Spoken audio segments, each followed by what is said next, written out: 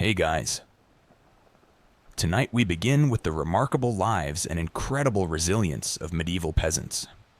The everyday heroes who, despite the odds, managed to survive some of the coldest and most brutal nights in history.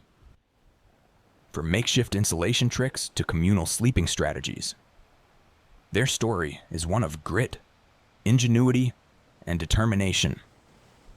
So, before you get comfortable, take a moment to like the video and subscribe, but only if you genuinely enjoy what I do here. And let me know in the comments where you're tuning in from and what time it is for you. It's always fascinating to see who's joining us from around the world. Now, dim the lights.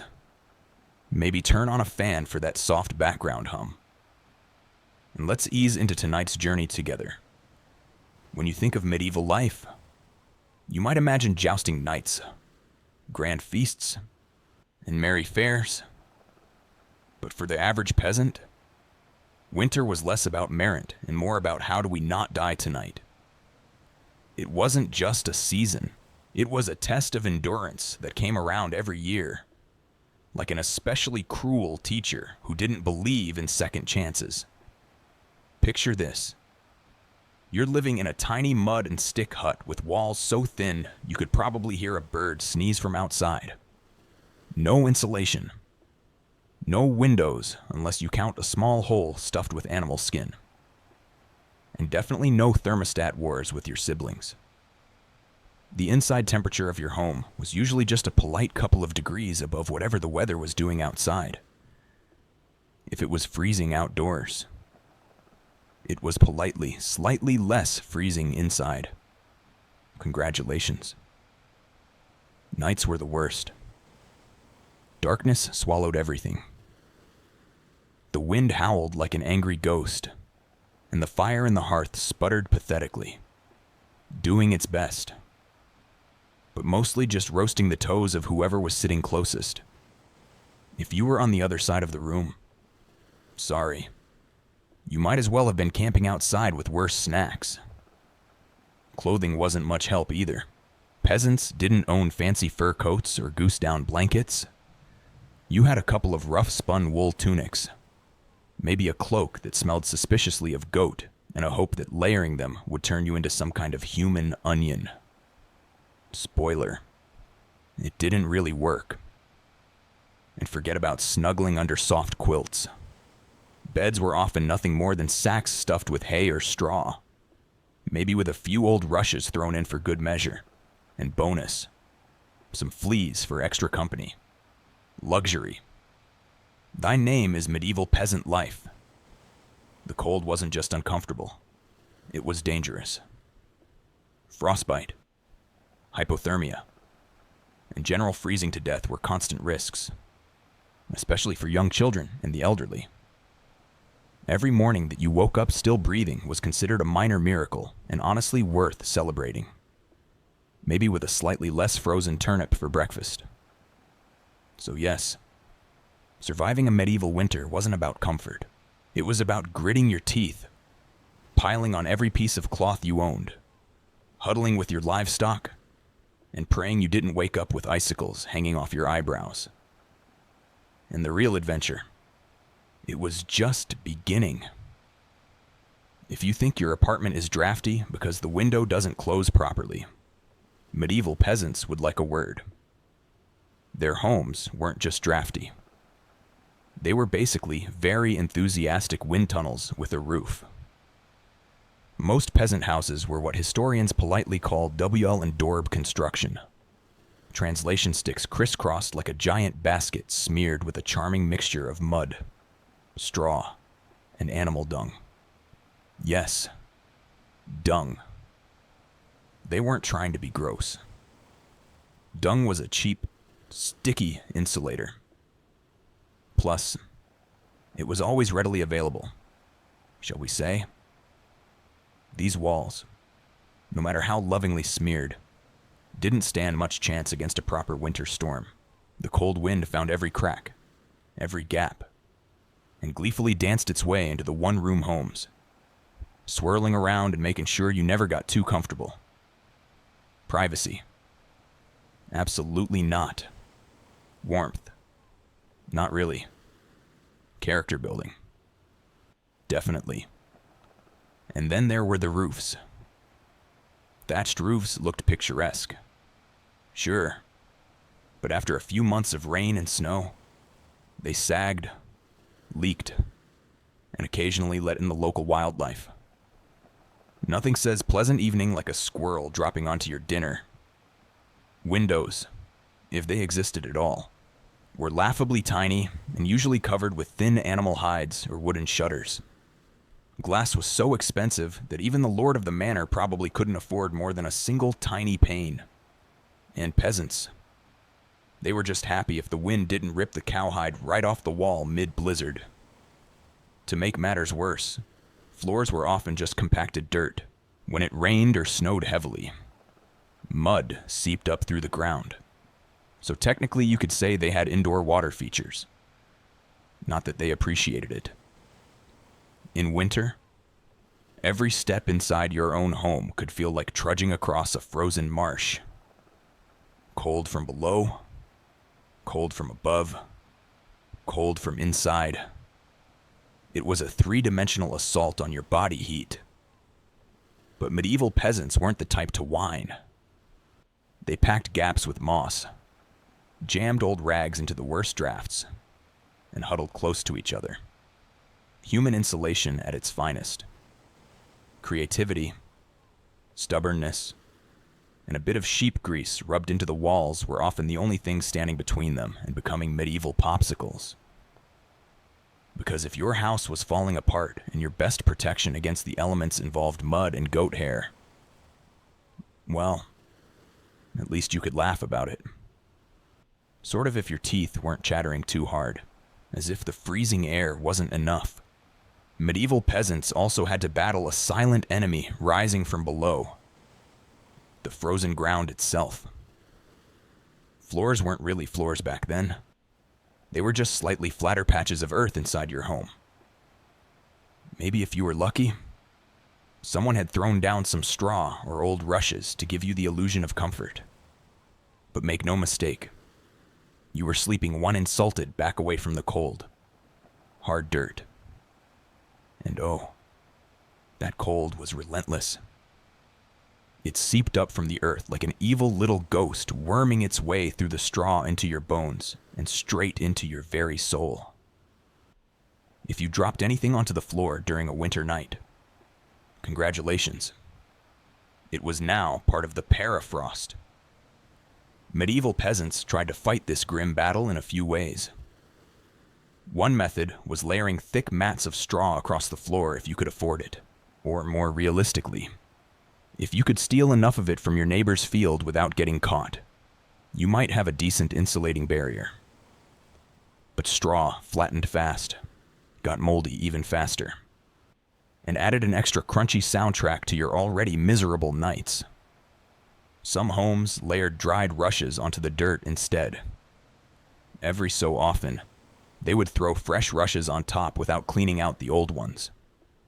Over time, this created a fascinating ecosystem of decomposing plants, fleas, and whatever mystery creatures decided to move in. It was basically medieval carpet padding. If your carpet was alive, slightly damp, and smelled like a wet dog.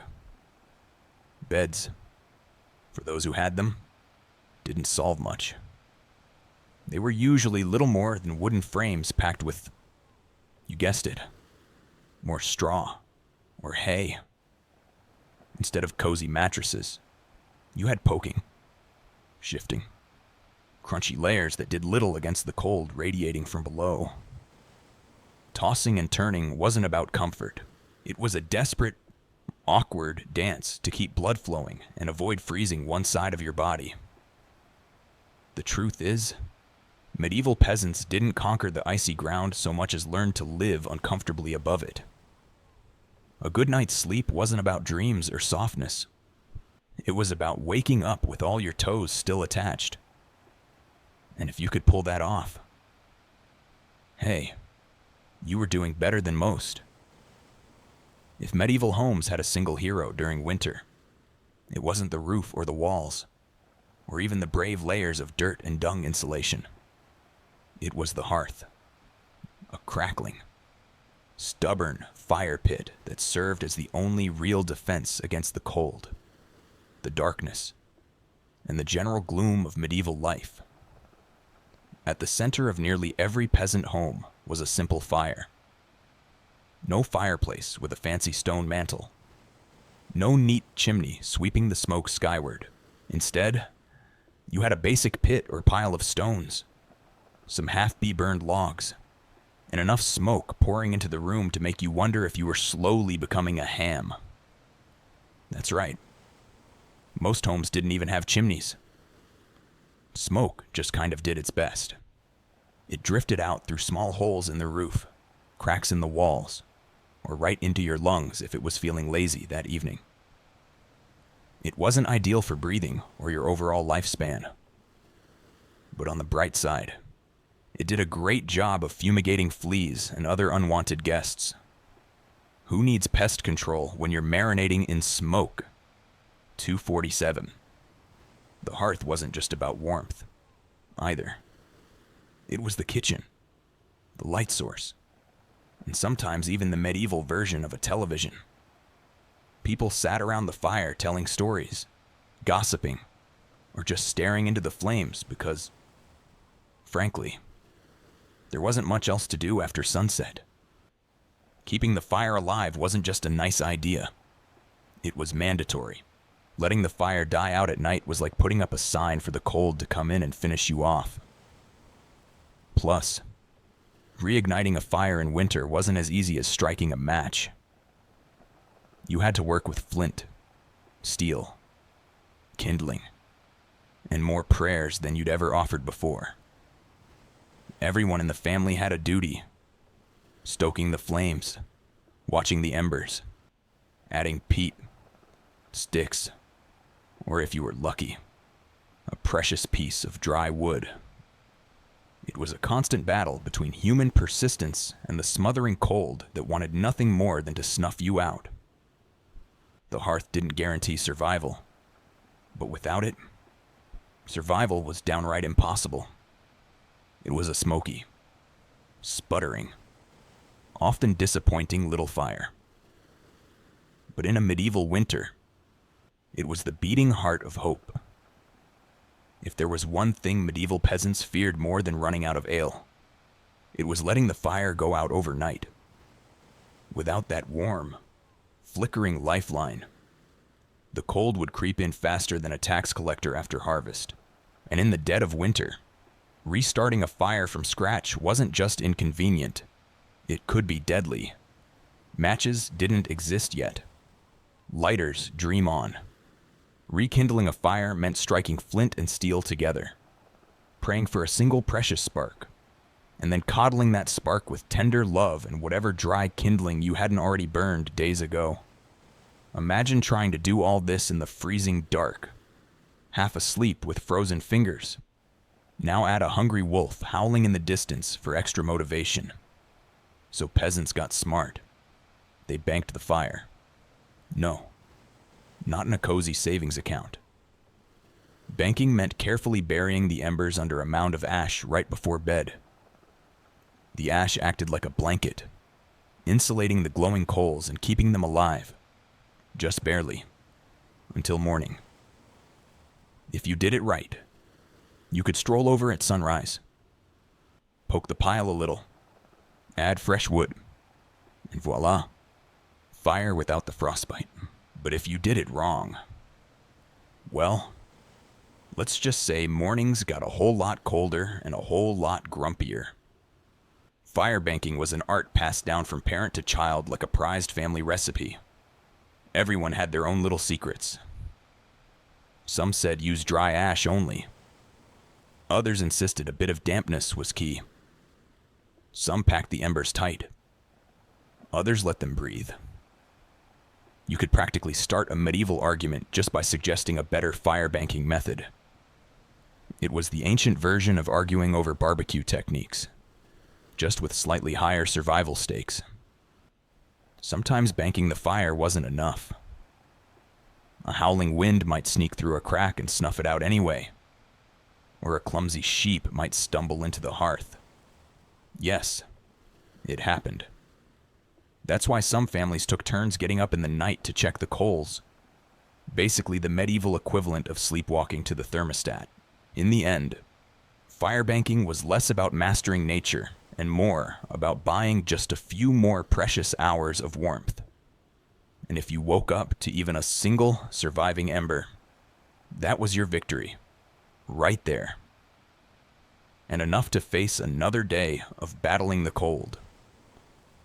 In medieval times, the phrase, "the more the merrier," wasn't just about parties. It was a winter survival tactic. When the fire sputtered and the freezing winds whistled through every crack, there was one surefire source of warmth: each other. And if that meant sleeping cheek to cheek with your entire family, neighbors, livestock, and possibly a very confused goose, so be it. Forget about personal space. Privacy wasn't even a concept. On the coldest nights, the goal wasn't comfort. It was don't wake up frozen to the floor.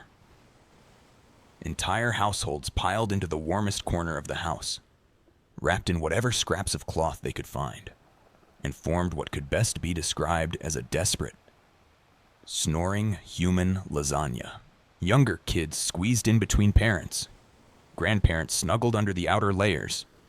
And if Cousin Ethel showed up unexpectedly, well, there was always room for one more. If you were lucky, you got to sleep in the middle, where body heat radiated from all sides.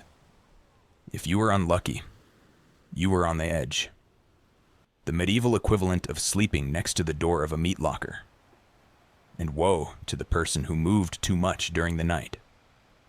You shift once to get comfortable, and suddenly you've knocked Aunt Mord into the freezing draft by the wall. Congratulations, you're now the family villain. Sometimes even bedding was shared. A communal straw mattress that slowly flattened under the nightly weight of multiple generations.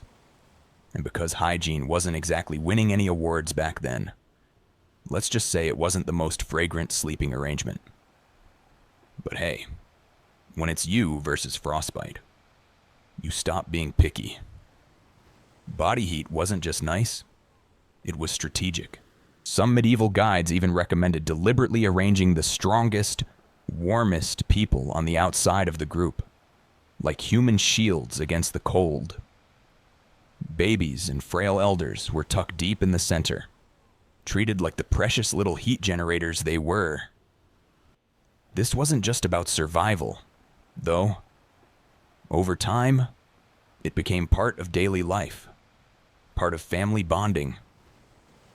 Long winter nights huddled together led to storytelling, singing, and undoubtedly some very interesting conversations muffled under a shared wool blanket. So, next time your sibling steals your blanket or your dog hogs the bed, just remember, at least you're not fighting for elbow space between a snoring uncle and a particularly judgmental goat. If you thought modern roommates were a challenge, medieval peasants would like to introduce you to their winter housemates: cows, goats, pigs, chickens. Basically anything with a pulse and a little bit of body heat. Bringing animals indoors wasn't just a quirky village tradition. It was vital for survival. Livestock generated warmth, and in a poorly insulated HVAC, where the wind howled louder than your stomach, every little degree mattered. Plus, if your goat shared a wall with you, it was slightly less likely to get stolen by a neighbor in the dead of night. 2 birds, 1 stinky stone. At night, the house became a chaotic living furnace. Chickens nested in corners. Pigs snorted near the hearth, and cows lounged luxuriously against the walls, chewing cud like they paid rent. It wasn't glamorous. Far from it. If you've ever been stuck in a car on a summer road trip with someone who forgot to shower, imagine that. But it's a cow. It's winter. And there's literally nowhere else to go. The smell's legendary. By springtime, the perfume of a shared winter was something fierce. You didn't need to light a candle. Your nostrils were already on a wild ride, but medieval peasants developed a selective nose.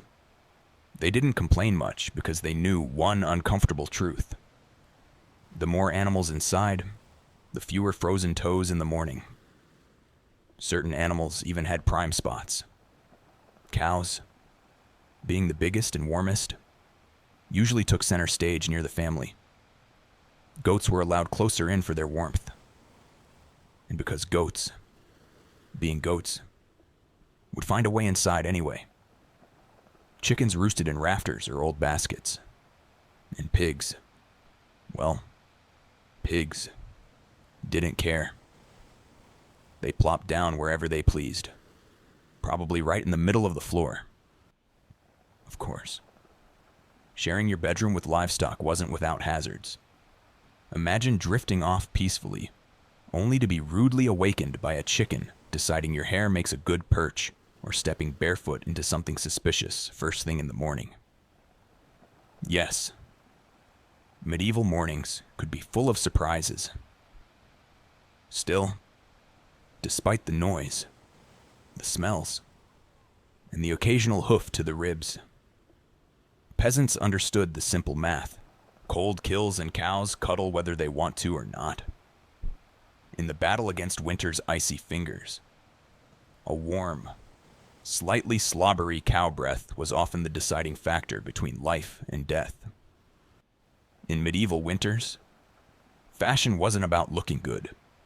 It was about not dying. Peasants weren't flipping through the latest trends. They were layering up like they were preparing for battle against the Grim Reaper himself. The rule was simple. If you owned it, you wore it. Sometimes all at once. First, the basic undertunic. A scratchy, probably not too clean linen shirt. Over that, a thicker woolen tunic. Then another, if you had it. Add some leggings that sagged at the knees. A rough cloak draped over your shoulders. And if you were really lucky, a patched up sheepskin thrown on top like a prize trophy. Congratulations. You are now approximately 10% warmer and 90% itchier. Boots were a luxury. Many peasants wrapped their feet in layers of cloth or old rags and stuffed them into wooden clogs. If the cold still bit through, well, you just added another rag and hoped you didn't lose a toe. And forget about washing all these layers. Washing your clothes in the middle of winter meant dragging them to a frozen stream, smashing through the ice, and then waiting 2 days for your only shirt to dry. If it didn't just freeze into a tragic shirt cycle. Most peasants wisely decided that smelling like a mix of smoke, sweat, and sheep was a small price to pay for not freezing solid. Interestingly, the dirt and grease buildup had a bonus feature: insulation. That grimy layer locked in body heat. It was like a medieval Gore-Tex jacket. Just smellier and far less socially acceptable today. Hats, scarves, and gloves were prized treasures. A simple woolen cap could mean the difference between making it through the night or waking up with hair frozen to the wall. Gloves were often homemade from whatever scraps of leather or fabric people could scourge, sometimes looking more like sad puppet costumes than anything fashionable. Children were especially swaddled until they resembled overstuffed turnips waddling awkwardly around the house. The goal was to trap as much precious body heat as possible. Style, elegance, never heard of them. Warmth was the real medieval flex. So the next time you complain about layering up for a chilly day, just remember, medieval peasants walked around wearing half their wardrobe at once. looking like lumpy laundry bags and counting themselves lucky for it. In the medieval peasant playbook, dirt wasn't just something you scrubbed off. It was practically a survival tool. As it turns out, getting grimy wasn't a sign you'd given up on life. It was tactical, strategic, dare we say genius. See? Winter posed a very specific problem. Heat loss, clean clothes, especially freshly laundered linen, were surprisingly terrible at keeping you warm. They were breathable, sure, but when the air temperature hovered somewhere between hypothermia and instant regret, breathable wasn't exactly a selling point. That's where dirt came in. As peasants trudged through day after day without washing their clothing, layers of grime, natural body oils, and good old-fashioned mud began to build up on their tunics, cloaks, and leggings. Over time, this natural armor clogged the tiny gaps in the fabric, making clothes more wind-resistant. It was like medieval weatherproofing, just smellier. Sure, you smelled like a goat who lost a bet, but guess what? You were warm. In fact, some medieval folks believed that washing yourself too often in winter could actually make you sick. Better to keep that protective holy filth barrier intact. Bathing was rare. Laundry even rarer. And soap, when it existed, was reserved for serious occasions, like when the bishop showed up, or maybe right before you died. Adding to the strategy, peasants layered their clothes without changing the ones underneath. You just threw your new layer on top of last month's. Eventually, you became a walking museum of the past 6 weeks. Every stain telling the heroic story of that one time I slipped in the mud but didn't die. To outside observers, medieval peasants might have looked and smelled like they had completely given up on hygiene. But the peasants knew better. That grimy, crusty tunic was a thermal shield against death by frostbite. It wasn't glamorous, but neither was freezing to death because you wanted to smell like flowers.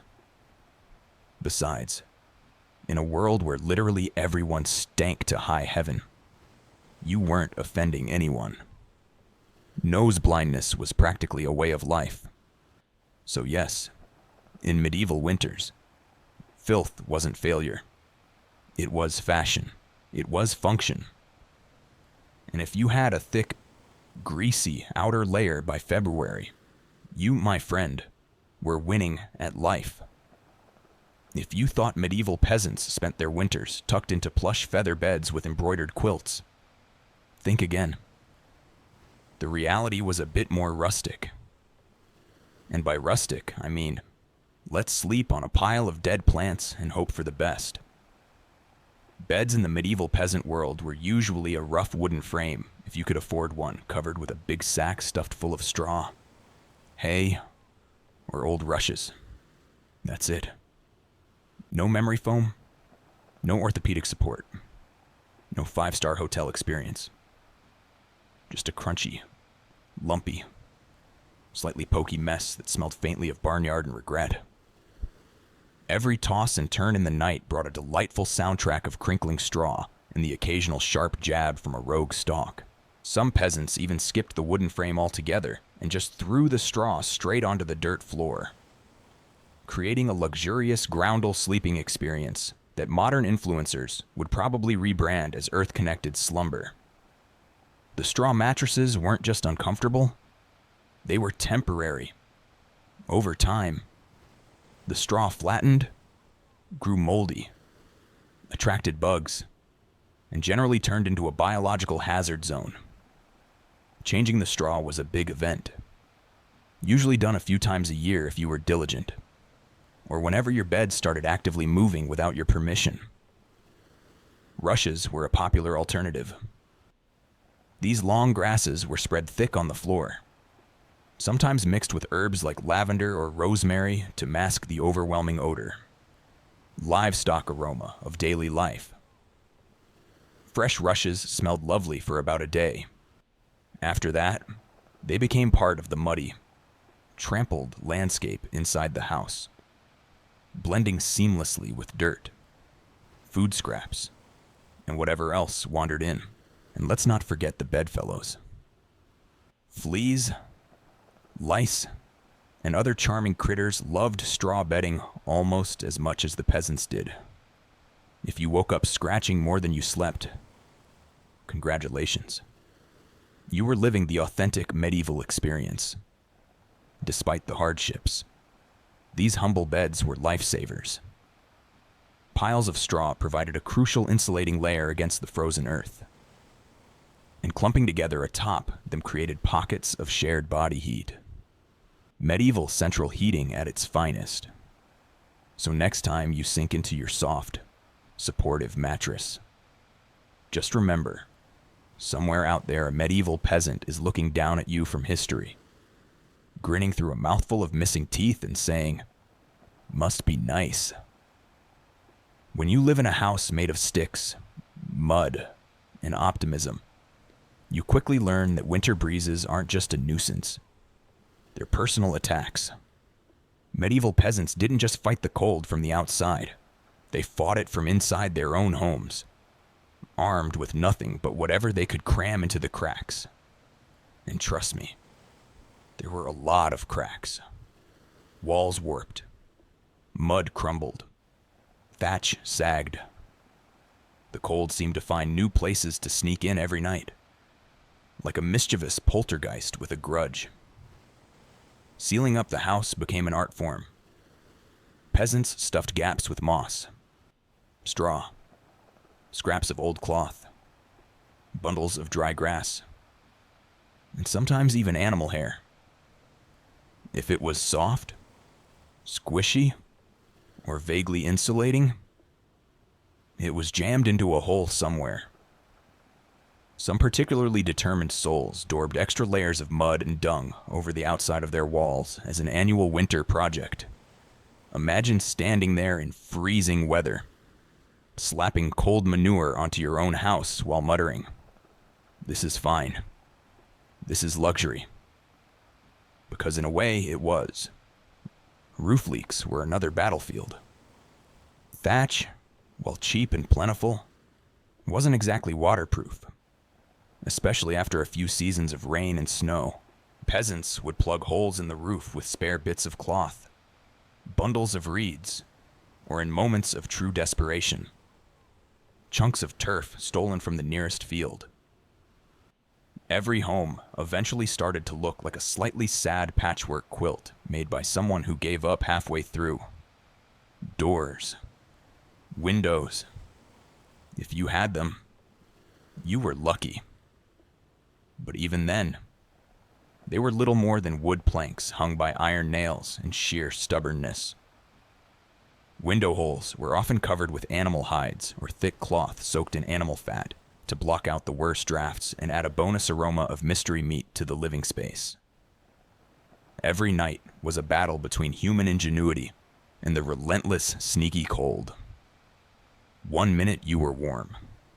The next minute, a sudden gust would find the one spot you missed, slapping you awake like a frosty hand of doom.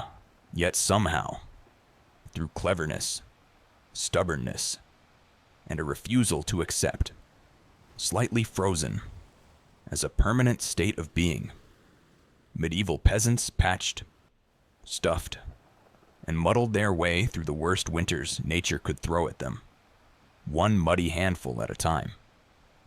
When the cold bites hard enough to keep you awake at night, medieval peasants had a solution. Don't even try to pretend everyone's sleeping at once. Instead, they developed a survival strategy that today would make any military commander proud. Sleeping in shifts. It wasn't some grand organized system with whistles and roll calls. It was far simpler and much more desperate. Half the household stayed awake, tending to the fire and patching up stray drafts, while the other half curled up under threadbare blankets and hay, trying to catch a few precious hours of half-frozen sleep. The fire needed constant attention. Left alone, it would die down, and restarting it, remember, was about as easy as getting a stubborn donkey to dance. So, someone had to be on Ember Patrol. And since no one wanted to get up once they were finally warmish, families rotated shifts. You dozed for a few hours, got elbowed awake, then stumbled over to the hearth to poke, prod, and curse the fire back to life while trying not to step on a goat. The rotation wasn't glamorous. There were no night vision goggles, no late night snacks, and certainly no 5 more minutes snooze buttons. Just stiff joints, heavy eyelids, and a growing resentment toward whoever snored loudest during your shift. Children old enough to hold a stick were pressed into service, learning early that in winter, everyone pulled their weight or froze trying. Grandparents sometimes stayed by the fire longer, both because of their experience, and frankly because arthritis made lying down and getting up again a monumental event. And when it was your turn to sleep, good luck with people moving about, animals rustling, wind battering the walls, and the occasional sharp nudge from a sibling who accidentally rolled over too hard. Getting quality rest was a miracle. Yet, despite the exhaustion, the system worked. Sleeping in shifts meant that there was always a set of eyes and cold, begrudging hands ready to keep the hearth alive. The embers survived, and by extension, so did the family. So next time you grumble about waking up to adjust the thermostat or let the cat out, spare a thought for the medieval peasant squinting into a smoking fire at 3:00 a.m. Wondering if toes were really that important. After all, you know it's cold when you have to think about how you breathe just to stay alive. Medieval peasants didn't just battle the freezing air with cloaks, fires, and creative sleeping arrangements. They even adjusted the way they inhaled and exhaled to survive the night. The problem was simple. Deep, open-mouthed breathing pulled icy air straight into your lungs. In a world where pneumonia could kill you faster than you could say Hail Mary, that was a risk nobody wanted to take. So, peasants learned the art of what you might call survival breathing. Instead of sucking in huge gulps of air like they'd just run a marathon, they kept their breathing shallow, slow, and most importantly, through the nose. The idea was to gently warm the incoming air a bit before it hit their lungs. It wasn't perfect, but it was better than coughing yourself into the grave by February. If you accidentally took a big mouthful of cold air, congratulations. You just bought yourself a ticket to a week of hacking up bits of what felt like your soul with no doctors in sight and grandma treating you with hot onion tea and firm prayers. Some people even tucked parts of their cloaks, shawls, or rags up over their faces while they slept, creating a makeshift breath warmer barrier, of course. This also meant you ended up with a damp, slightly soggy fabric patch clinging to your mouth by morning. But hey, it beat freezing from the inside out. Children were taught these tricks early on. Parents would scold little ones for panting like dogs indoors during the cold months. And honestly, between strict breathing lessons, itchy wool layers, and sleeping next to an aggressively gassy goat, medieval childhood winters were character building on a whole different level. At night, tucked into straw bedding under piles of cloaks and next to a gently steaming cow, breathing became an art form.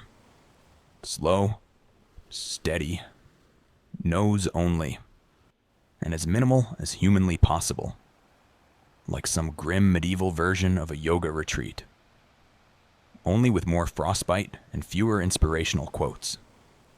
In the Grand Survival Playbook, it wasn't the flashiest strategy, but it worked.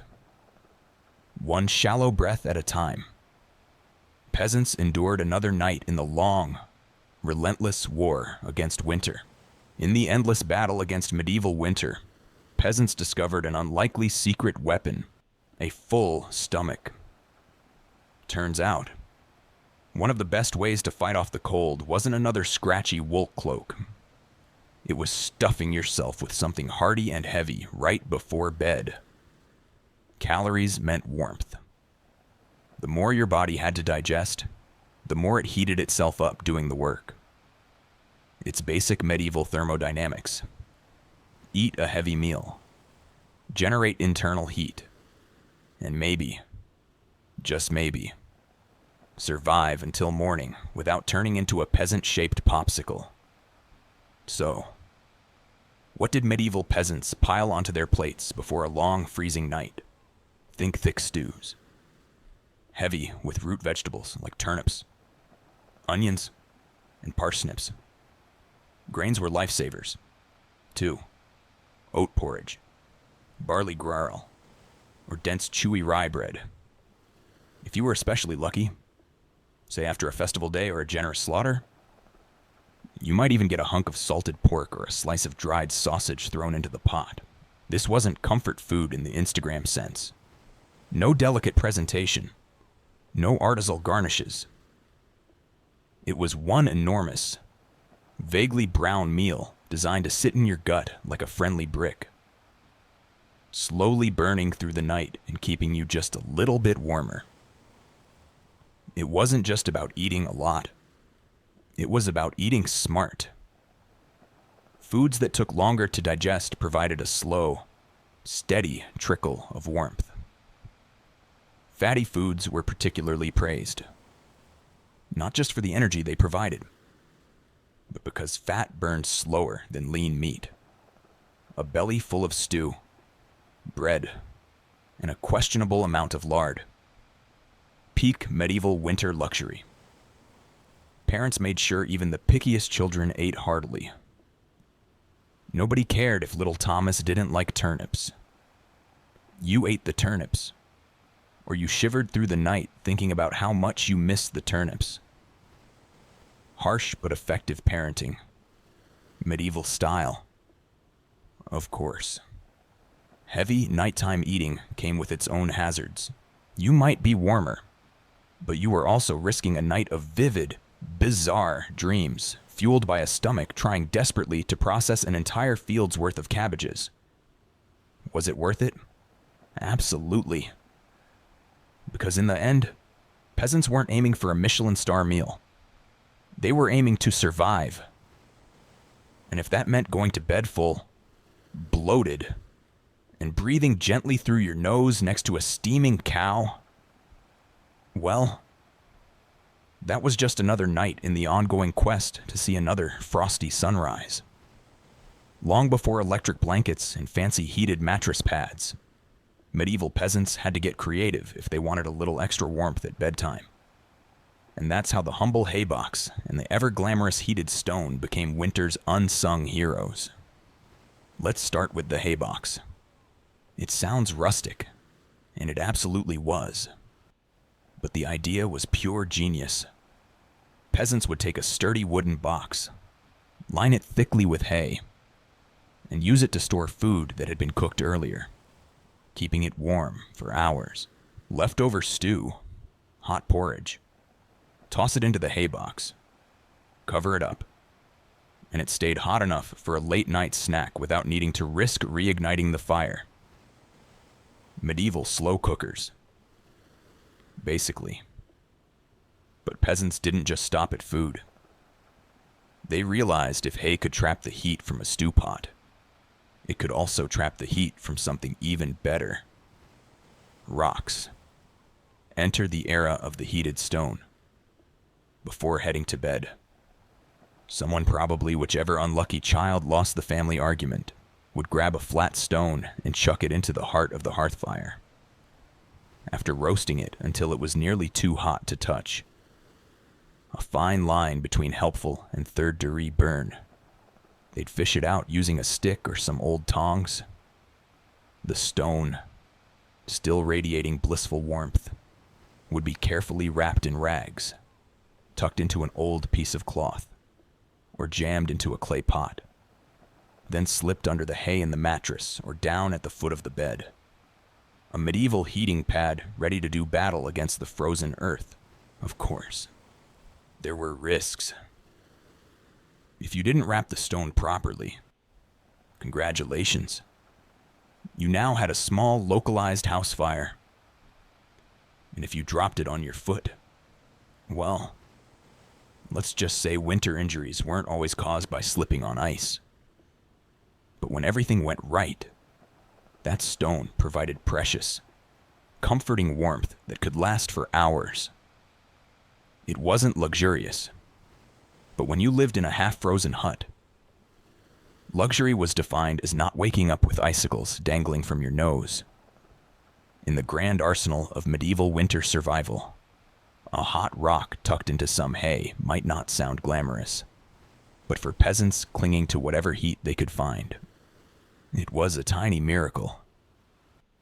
In a medieval peasant's home, the hearth wasn't just where you cooked dinner. It was practically a family member, a temperamental, smoky, sometimes uncooperative family member. Sure, but still absolutely essential to survival, especially when it came time to sleep. The closer you were to the fire, the better your odds of waking up unfrozen. That meant sleeping arrangements were less about personal preference and more about strategic positioning. Infants, the elderly, and anyone sick or frail got first dibs on prime real estate. Parents, older kids, and sturdier adults fanned out from there like human insulation layers. Being assigned a spot close to the fire wasn't just kindness, it was basic survival math. Babies were fragile heat generators, and elders were precious repositories of family knowledge. And let's be honest, the best gossip. Protecting them with prime warmth was non-negotiable. But it wasn't all cozy toasting by the flames. Too close, and you risked waking up with your hair singed or your cloak smoldering suspiciously. Too far, and you were basically camping in an icebox. It was a delicate dance. Stay near enough to bask in the fire's glow, but not so near that you had to explain to your neighbor why you now looked like a half-cooked roast. The fire also didn't spread warmth evenly. It mostly roasted the people directly in front of it, while everyone else fought over the narrow cone of heat like cold lizards jostling for a sunbeam. If you were lucky enough to fall asleep facing the fire, you might have one blissfully warm side, and one side frozen so solid you could probably knock on it. Pets and livestock, of course, muscled in too. A dog might wedge itself between you and the fire, tail wagging dangerously close to open flame. Chickens sometimes perched perilously on hearthstones, clucking softly into the night like tiny, feathery guardians of warmth. Every crackle of the logs, every shift of glowing embers was a tiny promise. You're still alive. You're still warm for now. And so peasants drifted into uneasy sleep, lulled by the fire's pops and hisses, each breath forming small clouds in the frigid air beyond the fire's fragile circle. It wasn't perfect. It wasn't comfortable. But it was life, clinging to warmth by a thread of glowing coals. In the medieval world, no one survived winter alone unless they wanted to become a very stylish frozen statue by January. Survival wasn't just a family affair. It was a village project. A messy, muddy, loud collaboration where everyone's warmth and life depended on everyone else. The peasants knew that in the dead of winter, a strong fire and a pile of hay could only do so much. If your neighbor's house went dark, you noticed. If the smoke from old Tom's hearth suddenly stopped curling into the sky, someone went to check. And not just because Tom owed you a chicken, though that might be part of it, but because community meant survival. Villages had unofficial winter watchers, often the young or the elderly, who couldn't work the fields, but could keep an eye on who was coughing too hard, who hadn't come to barter at the market in a few days, or whose home looked a little too still in the morning frost. These people were the medieval version of neighborhood patrol, minus the reflective vests, plus a lot more sheep. If a family's fire went out, it was a near emergency. A good neighbor would rush over with a glowing coal bundled in rags, or better yet, invite them into their own smoky, overcrowded hut for the night. Yes, it meant squeezing an extra 4 bodies into an already cramped space. But it was better than finding frozen friends come spring thaw. Communal food stores played a role, too. During especially brutal winters, villages sometimes pulled their last salted meat, grain, and dried vegetables. It was grim charity. No one had much, but a few communal meals could be the difference between staggering into spring or not. Even children understood the stakes. They helped deliver wood, shared embers, and ran urgent messages when someone needed help. No one was too small or too tired when winter came knocking. Sure, medieval villages weren't all sunshine and hugs. Feuds happened. Disputes over land, goats, or who borrowed whose good cooking pot never really went away. But when the nights grew deadly cold, old grudges were often quietly shelved. After all, a rival was still worth saving because tomorrow it might be you needing rescue. In the icy heart of winter, the village became one big, stubborn family.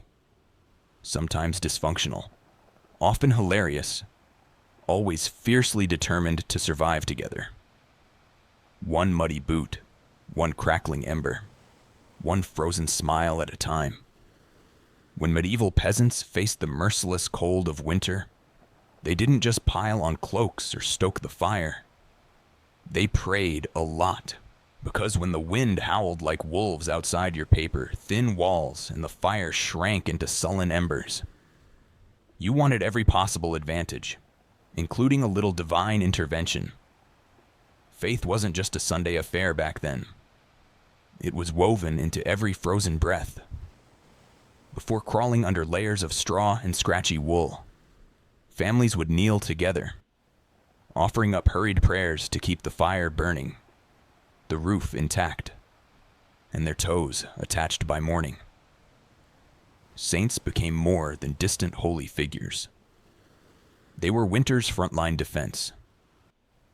Samé, for instance, was called upon to protect against throat ailments. Not a minor concern when one mouthful of icy air could land you coughing up your soul. Saint Nicholas wasn't just the jolly gift-giver of later legend. He was also asked to protect households from sudden ruin during the lean, deadly months. Superstitions wrapped themselves snugly around daily survival. Some families sprinkled a little holy water near the hearth before sleeping, hoping it would protect against evil spirits, or at the very least, mischievous drafts. Others marked doorways with blessed chalk after certain feast days, pleading for warmth and luck to find their way inside. Candles played a role, too. Special vigil candles, often blessed by the local priest or the most pious old woman in the village, were sometimes kept burning throughout the night, a flickering plea against the cold darkness clawing at the walls. And of course, no serious winter prayer session was complete without a few promises. Dear Lord, if you just get us through this night, I swear I'll be kinder to my neighbor, even the one who keeps stealing our turnips. Faith wasn't some abstract comfort. It was a daily, urgent conversation. The peasants weren't asking for luxury, just survival, a little heat, a little food, and one more day to muddle through until spring broke the frozen grip on their tiny villages. It was simple, raw hope whispered into the smoky rafters, tangled in breathless prayers. and tucked under itchy blankets that somehow carried them through the endless, merciless nights of winter. For all the ingenuity, prayers, and stubbornness medieval peasants threw at winter, the truth was chilling. Sometimes it wasn't enough. And when winter won, it didn't just take a few unlucky souls. It took entire families, whole villages, vanishing them into silence beneath a heavy shroud of snow and ice.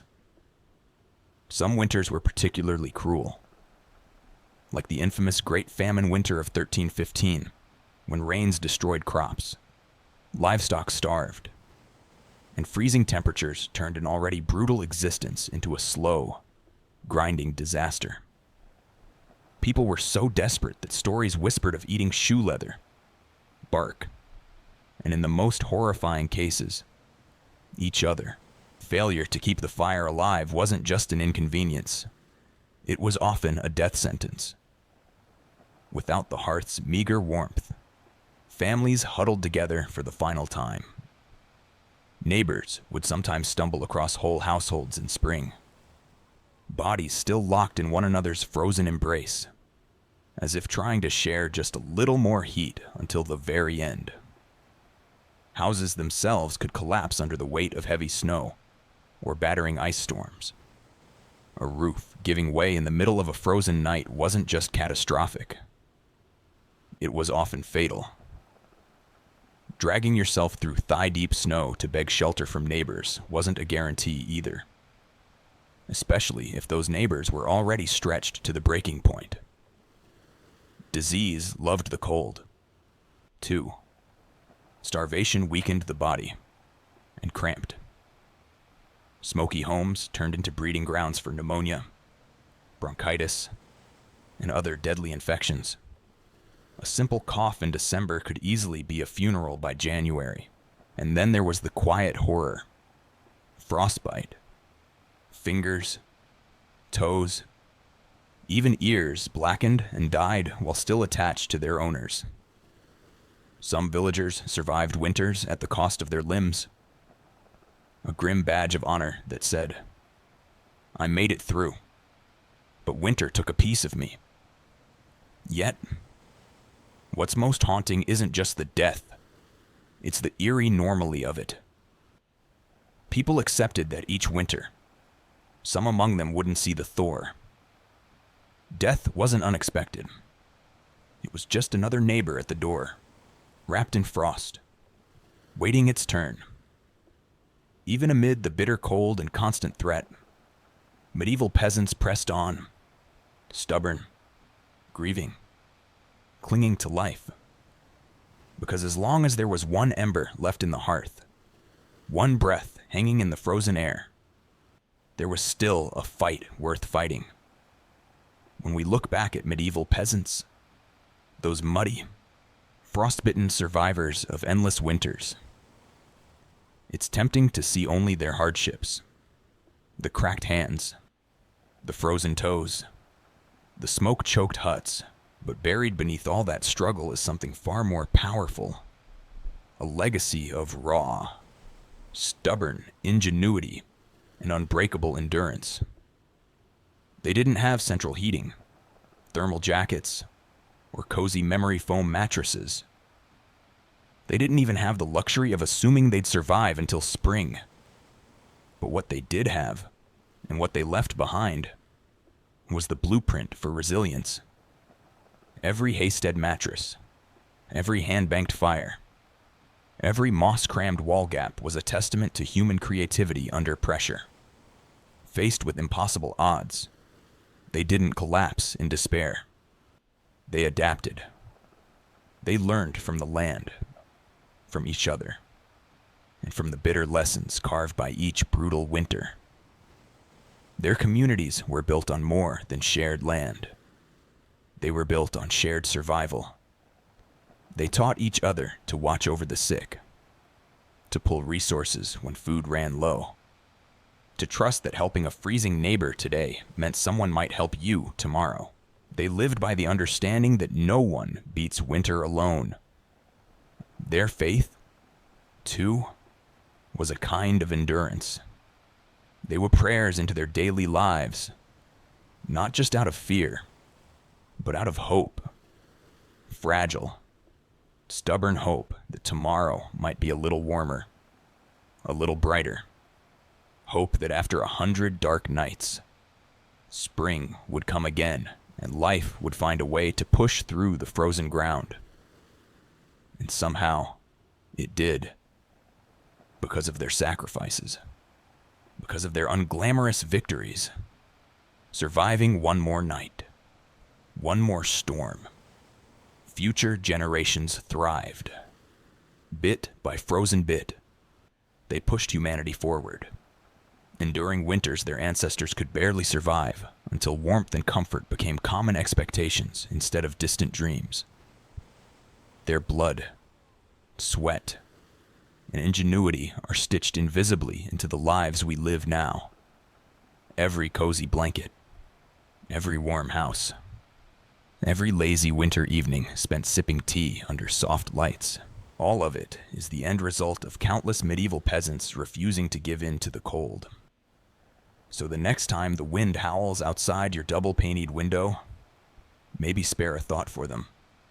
The nameless, fearless ones who turn shivering survival into a living legacy. One ember, one breath, one stubborn heartbeat at a time. Anne Boleyn didn't come into the world with a crown on her head or armies at her feet. Born around 1501, likely at Blickling Hall or Hea Castle, she was the daughter of Thomas Boleyn, an ambitious diplomat, and Elizabeth Howard, a noble woman with powerful family ties. In the grand scheme of Tudor society, Anne's birth barely stirred a ripple. Yet from these modest beginnings, something extraordinary was taking root. A life that would one day tilt the course of English history. From an early age, Anne was set apart not by her wealth, but by her mind. She was clever, spirited, and by all accounts, magnetic. Recognizing her potential, her family sent her abroad to the continent, where her education truly began. First, she served Margaret of Austria in the glittering court of the Netherlands, an experience few English girls could dream of. There, Anne absorbed the art of diplomacy, refined manners, and the subtle dance of European politics. But it was in France that Anne's brilliance was truly polished. She spent years in the sophisticated courts of Queen Claude and Queen Marguerite of Navarre, learning the language of influence, elegance, flirtation, wit, while other young women perfected their embroidery. Anne mastered conversation, intrigue, and the art of commanding attention without ever seeming to seek it. By the time she returned to England in the early 1520s, Anne was something rare. A woman who could rival the sophistication of continental courtiers while carrying the ambition of a rising English house. She wasn't a classic beauty. Even her admirers admitted as much. But she was arresting. Dark eyes that sparked with intelligence. A quick musical voice. A way of moving that suggested purpose just barely concealed beneath layers of courtly grace. Anne didn't just enter rooms. She changed their gravity. At a time when a woman's fate was often sealed by birth and marriage, Anne refused to drift quietly into obscurity. She had seen the power that charm and intellect could wield in foreign courts, and she intended to use that knowledge at home. Anne Boleyn was still a young woman then, clever, ambitious, untested, but history was already beginning to stir around her. The girl who returned to England was no longer just Thomas Boleyn's daughter. She was a player in a larger game, one that would soon engulf the crown itself. When Anne Boleyn returned to the English court, she was unlike anyone the nobility had ever seen. In a world full of pale-faced, modest English roses, Anne was a thunderstorm, electric, unpredictable, impossible to ignore. Her dark hair, bold eyes, and quick, sharp wit set her apart from the gentle, obedient ladies who filled the court of King Henry VIII. At first, she played the role expected of her, a maid of honor to Queen Catherine of Aragon. But even in the Queen's shadow, Anne's presence flickered like a candle too bright to snuff out. She danced gracefully, spoke French with the ease of a native, and laughed with a confidence few women dared display. Men noticed. Women gossiped. The court buzzed quietly about the striking Berlin girl. It wasn't long before she caught the most dangerous attention of all, the king himself. Henry VIII was no stranger to flirtation. His court was a playground of whispered promises and secret liaison. But Anne was different. She didn't swoon at his compliments or fall eagerly into his arms like so many others had. She teased. She challenged. She refused. Henry, a man used to instant adoration, was captivated. The more Anne held him at arm's length, the deeper he fell. Letters passed between them, filled with declarations of love, frustration, longing. Henry offered her the role of royal mistress, the most powerful unofficial position at court. Anne astonishingly said no. She would not be just another conquest, a forgotten mistress lost to time. If Henry wanted her, he would have to make her his wife. It was a gamble so audacious that it stunned the court. After all, the king was already married. His queen, Catherine, was beloved by the people and fiercely protected by her nephew, the Holy Roman Emperor. The church itself would have to be defied for Henry to claim Anne. But Anne didn't flinch. She had lived in the courts of Europe, where queens wielded soft power from behind lace fans and painted smiles. She knew ambition was a dangerous game, but it was a game she intended to win. Standing in the candlelit halls of the English court, Anne Boleyn made her choice, not to be merely admired, but to change her destiny and England's forever. What began as an intense flirtation between King Henry VIII and Anne Boleyn soon spiraled into a national crisis. Henry wasn't merely besotted, he was obsessed. And in his obsession, he was willing to tear apart everything England had known for centuries. The king's desire to marry Anne hit a small snag. Namely, he was already married to Queen Catherine of Aragon. Catherine, dignified and resilient, refused to quietly step aside. She had been Henry's faithful wife for 2 decades, and in the eyes of God and the English people, she was the rightful queen. Divorce wasn't just scandalous, it was almost unthinkable. But Henry was determined. He convinced himself and tried to convince everyone else that his marriage to Catherine was cursed because she had once been married to his brother Arthur. Never mind that the Pope had granted special permission for their union years ago. Henry now insisted that his soul was damned unless he annulled the marriage. Anne, for her part, knew better than to appear too eager. She kept herself just out of reach, alternately encouraging Henry's hopes and maintaining her distance. Every glance, every word was measured. She wasn't merely aiming for marriage. She was positioning herself to become Queen of England. The court erupted into whispers and factions. Some noble families eagerly courted Anne's favor, seeing the winds of power shifting. Others clung fiercely to Queen Catherine, horrified at the idea of Anne replacing her. Diplomats wrote desperate letters back to Rome. Foreign monarchs threatened retaliation.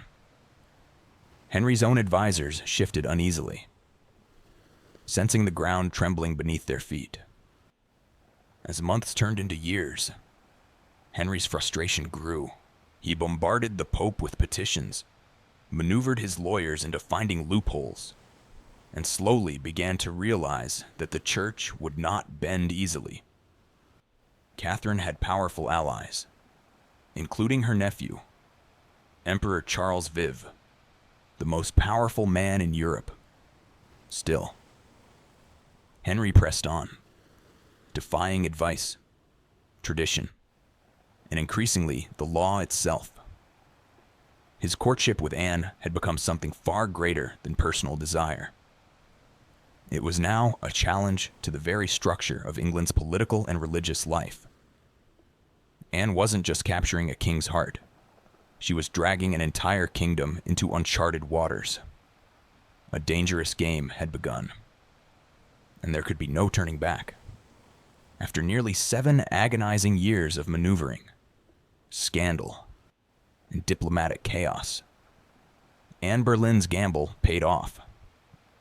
In January 1533, she secretly married Henry VIII. A bold move, given that he was still technically married to Catherine of Aragon in the eyes of the Pope and much of Europe.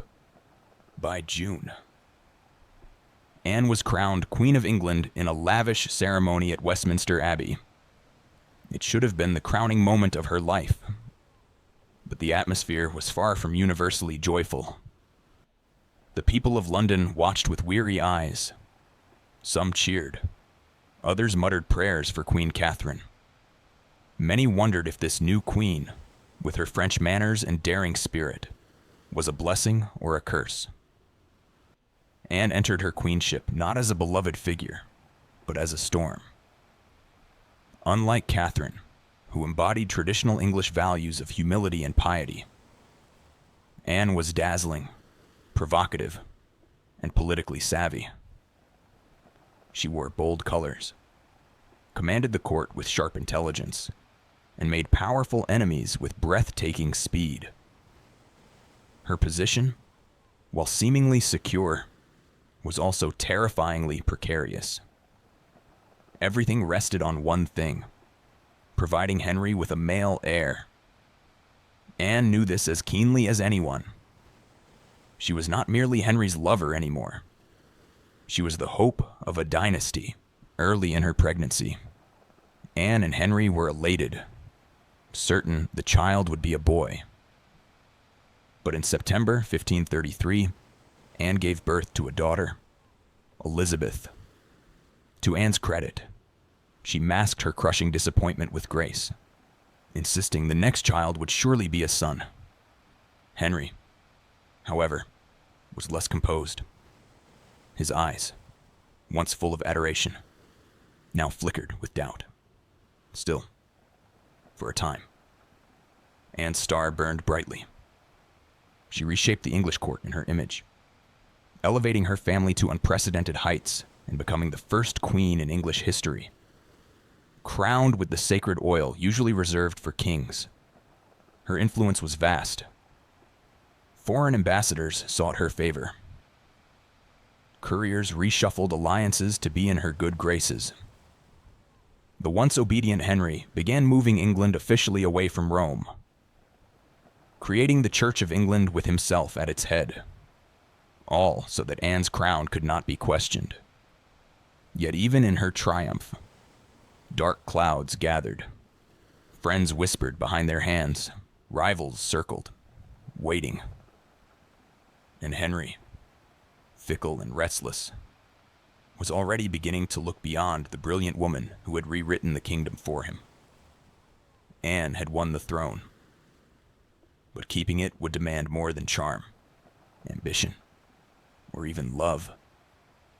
Anne Boleyn had climbed higher than almost any woman of her time, but the higher you rise, the harder the fall. Almost from the moment she placed the crown on her head, the cracks in her world began to show.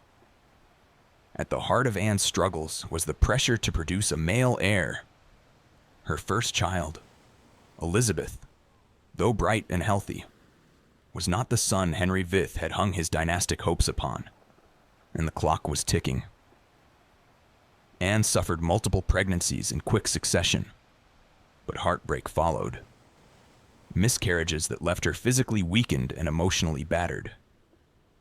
Each lost child chipped away at the foundation she had built. Henry, once passionately devoted, began to pull away, his disappointment carving rifts between them. Anne, never one to suffer in silence, argued, demanded, fought to keep her place. But Henry, a man who prized obedience as much as beauty, grew tired of her sharpness, her defiance, the very fire that had once drawn him in, outside the royal chambers. Enemies were gathering like wolves. Many nobles who had tolerated Anne's rise with gritted teeth now openly schemed for her downfall. Catherine of Aragon's supporters never forgave Anne for what they saw as theft and sacrilege. Even commoners whispered against her, calling her the Great, blaming her for the schism with Rome and the heavy-handed changes that followed. And then came Jane Seymour.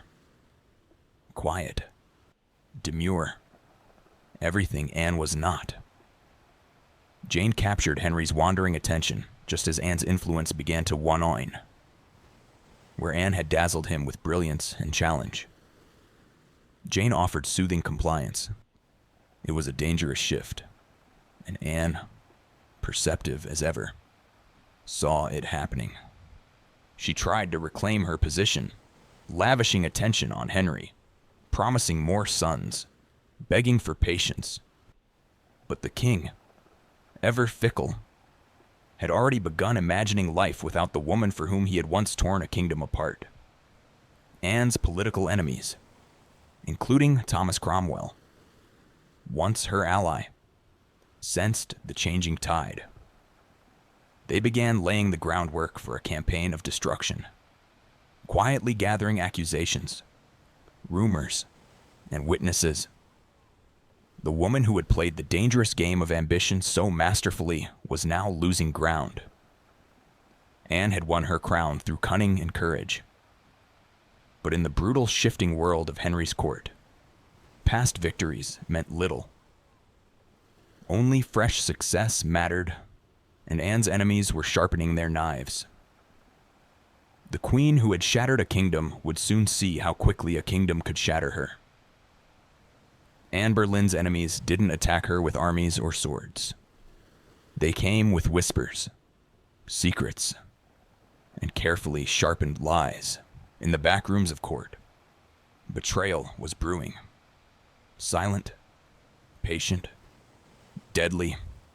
Thomas Cromwell, once Anne's greatest ally in the English Reformation, had turned against her. Their alliance had been built on mutual ambition, but now their interests clashed. Anne wanted reforms to help the poor and limit the power of greedy nobles. Cromwell wanted stability, favor with Henry, and no interference. Anne's boldness had made her dangerous, and in Henry's fickle heart, love had curdled into irritation, suspicion, and cold detachment. Anne had few true friends left. Even her charm, once her greatest weapon, now grated against the court's hunger for a gentler, more pliable queen. And Jane Seymour, quiet and calculating, waited just out of sight. The perfect contrast to Anne's fading fire. It was Cromwell who moved first, knowing Henry was restless, knowing that the king wanted an exit, but lacked a convenient excuse. Cromwell offered a solution. What if Anne could be removed, not by divorce, which would humiliate Henry, but by disgrace? The accusations were wild, monstrous, even adultery, incest, conspiracy against the king. Anne, the proud, brilliant queen, painted as a betrayer, a temptress, a threat to the very crown she once redefined. Cromwell carefully gathered evidence, coaxing confessions under torture, twisting courtly flirtations into damning testimony. Several men, including Anne's own brother, George Berlin, were arrested. The charges made little sense. They were riddled with contradictions and impossibilities. But in Henry's court, truth was whatever the king needed it to be. Anne, sensing the tightening noose, fought desperately. She appealed to Henry's memory, to the love they had once shared. But it was no use. The man who had once torn England apart for her now refused to meet her eyes. In May 1536, Anne was arrested and taken to the Tower of London. As the great gate slammed shut behind her, she knew the truth. She was no longer a queen. She was a prisoner, a pawn trapped in the brutal game she had once played so masterfully. Betrayal had sealed her fate. And now, alone in the tower, Anne Boleyn waited for the final move. Anne Boleyn stood in the great hall of the Tower of London, facing a tribunal of nobles, many of whom owed their very titles and fortunes to her rise. Now they sat in judgment, cold and watchful, prepared to erase the woman who had once changed the destiny of England. The charges against her were shocking. Adultery with multiple men, including her own brother, George Berlin, high treason, conspiracy against the king. In another world, such accusations against a queen would have been unthinkable. But here, now they were simply theater. A grim performance designed to give Henry VII exactly what he wanted. Anne's downfall wrapped in a thin veil of legality. Anne defended herself with the same fire that had once won Henry's heart. She denied every accusation with intelligence, precision, and an unwavering composure that astonished even her enemies. She reminded them that she had been crowned with sacred oil, chosen by God, and anointed as Queen of England. She reminded them of her loyalty, her sacrifices, her love. But it was all for nothing. The verdict had been decided long before Anne set foot in the courtroom. The trial was a spectacle for the court and for the people, a public unmaking of a once unbreakable woman. Witness after witness, many coerced or bribed, spoke damning words. Dates and places contradicted each other. Evidence was flimsy when it existed at all. But the truth was irrelevant now. Anne was found guilty. Her brother George and the other men accused with her were sentenced to death as well. Anne would be executed by beheading, a merciful sentence compared to the usual traitor's death of hanging, drawing, and quartering. When the verdict was read and did not break, she stood tall, her face pale, but her spirit fiercely intact. In those final moments before being led back to her cell, she spoke clearly, declaring that she was prepared to die and prayed that God would have mercy on her soul. As the heavy doors of the hall closed behind her, the court exhaled in relief. The storm Anne had been brilliant, dangerous, unforgettable, was nearly over. But even then, they did not understand. They were not erasing Anne Boleyn. They were immortalizing her in betrayal, in tragedy, and in legend. After her trial, Anne Boleyn was returned to the Tower of London, not as the triumphant queen who had once commanded England, but as a condemned prisoner awaiting death, yet even facing the end. Anne refused to crumble. In the cold, echoing halls of the tower, Anne prepared herself. She spent hours in prayer, kneeling on the hard stone floors, her hands clasped tightly, her voice steady. She confessed to no crimes because she believed she had committed none. She was not afraid to die, she said, but she prayed that her death would bring peace to the kingdom and perhaps mercy to her little daughter, Elizabeth her ladies in waiting, those few who had stayed loyal, wept in private. Anne comforted them instead of the other way around. She joked bitterly at times that she would be remembered as a queen who had lost her head. In her dark humor was the stubborn spark that had made her unforgettable. Henry VIII, meanwhile, showed no sign of mercy. He had already turned his attention to Jane Seymour, even before Anne's execution date was finalized. Henry was arranging his next marriage. For Anne, this final betrayal from the man who had once torn down a kingdom for her must have been the deepest cut. On May 18th, 1536, Anne was told she would die the next morning. She slept little that night. Instead, she spent her final hours in prayer, asking God for forgiveness for all who had wronged her, and perhaps for herself, for the ambition and pride that had led her here. Henry, with a flicker of royal kindness, had arranged for a French swordsman to carry out the execution. Faster, cleaner, less brutal than an axe. It was a small mercy, bought perhaps more for the king's conscience than for Anne's comfort. At dawn, Anne dressed carefully for her final moment.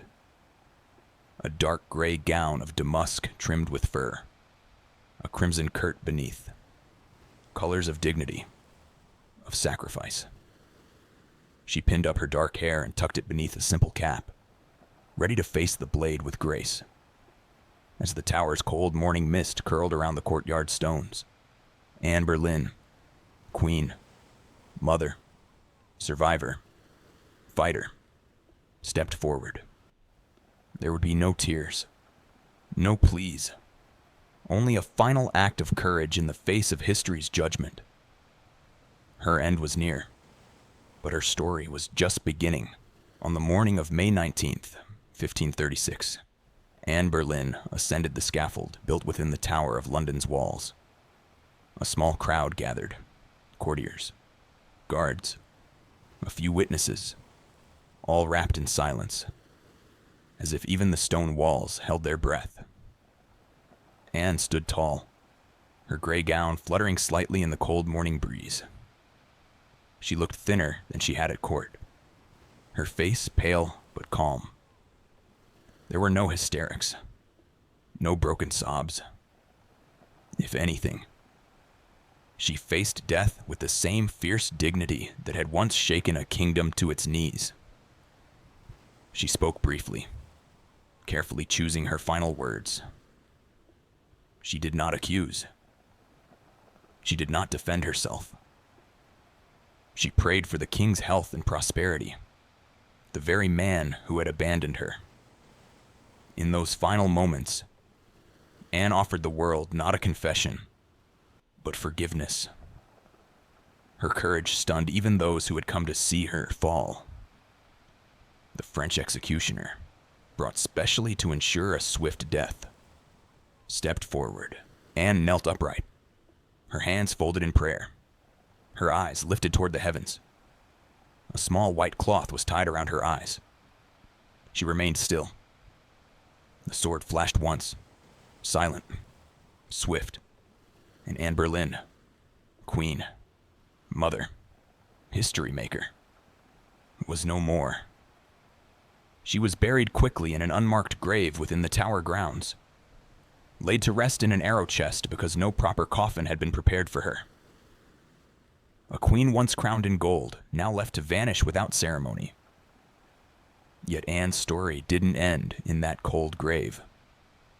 Her daughter, Elizabeth, the child whose birth had once disappointed a king, would rise to become one of the greatest monarchs in English history. Elizabeth d'Este, the Virgin Queen whose reign would see the flowering of English art, power, and global influence. A queen who inherited her mother's fierce spirit, sharp mind, and unyielding resilience. Anne Boleyn changed the course of England forever. Her ambition helped trigger the break with Rome and the birth of the Church of England. Her fall showed the world that even queens could be cast aside.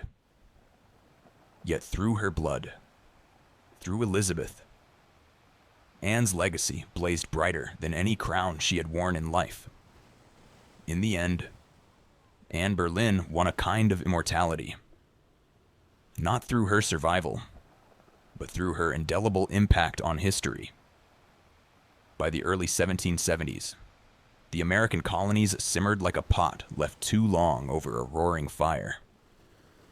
The relationship with Britain, once seen as the proud mother country, had soured into resentment, suspicion, and growing fury.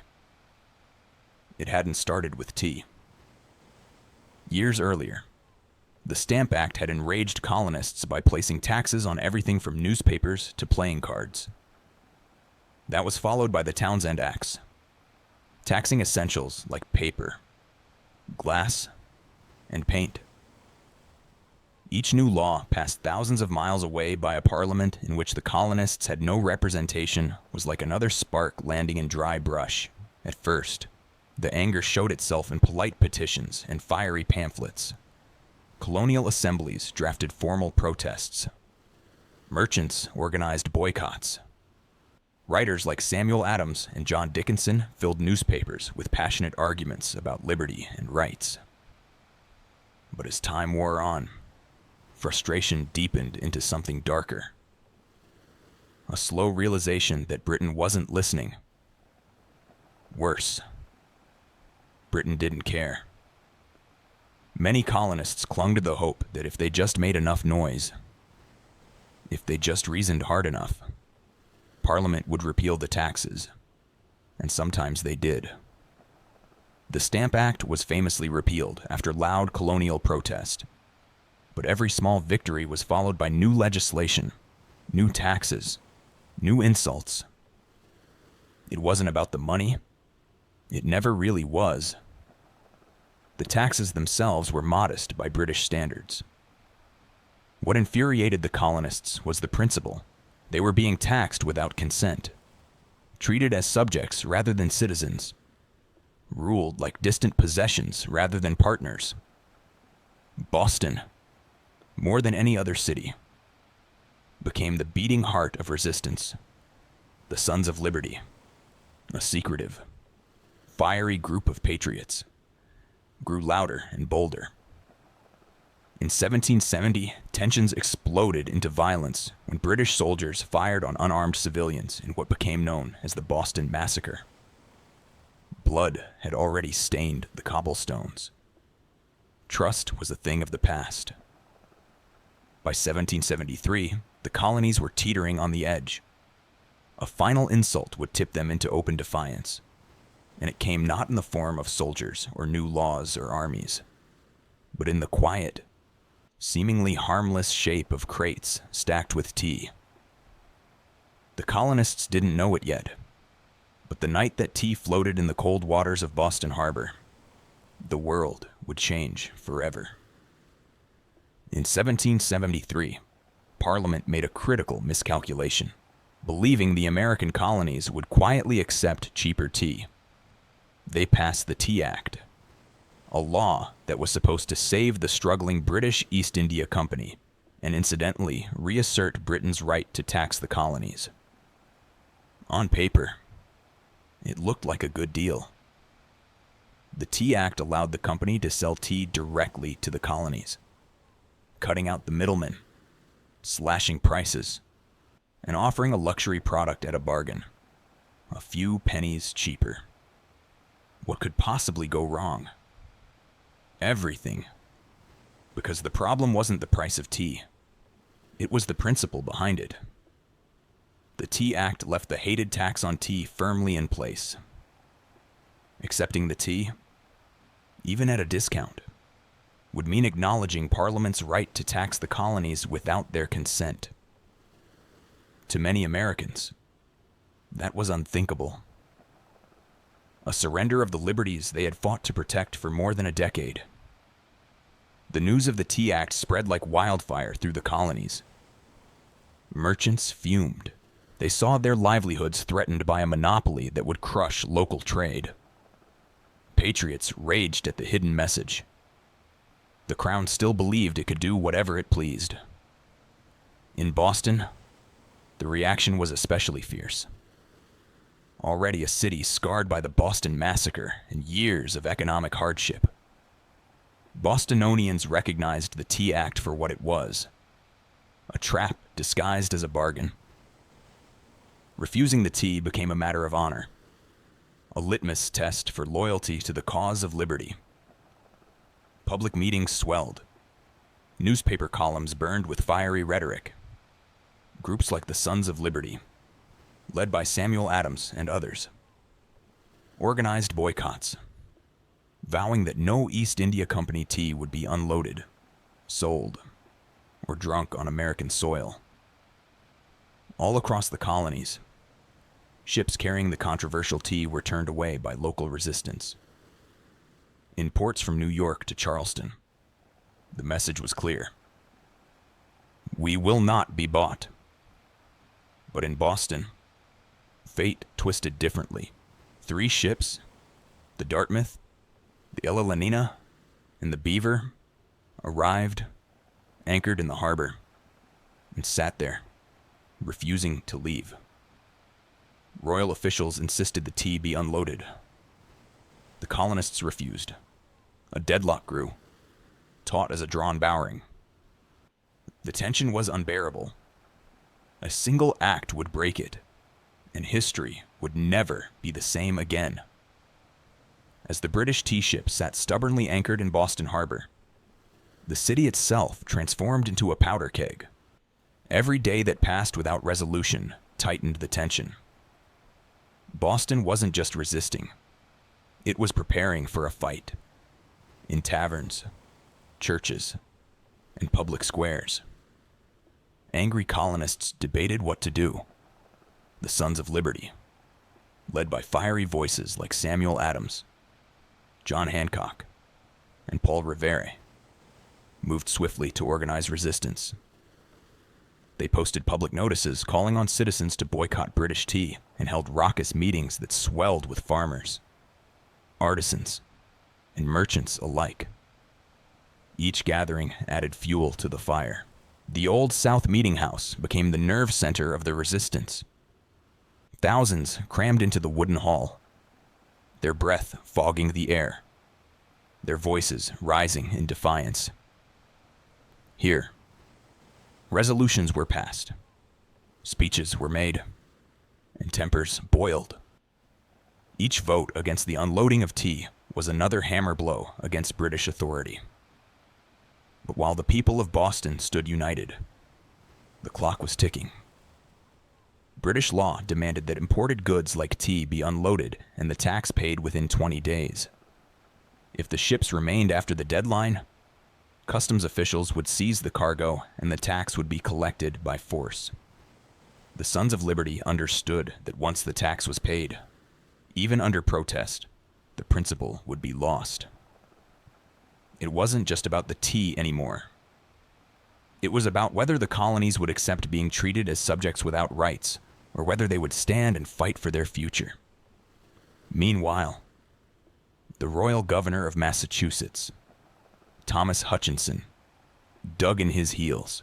He refused to let the tea ships leave without unloading their cargo, demanding that the law be obeyed. Colonial outrage be damned. To him, backing down meant admitting that mobs, not monarchs, ruled the colonies. Boston's standoff became a spectacle. Every man, woman, and child knew that something was coming. You could feel it in the air, that cold, sharp sense before a storm when the world holds its breath. All it would take was one spark to ignite an explosion. And somewhere among the crowded streets and crowded hearts of Boston, a decision was quietly taking shape. A plan that would echo across oceans and empires.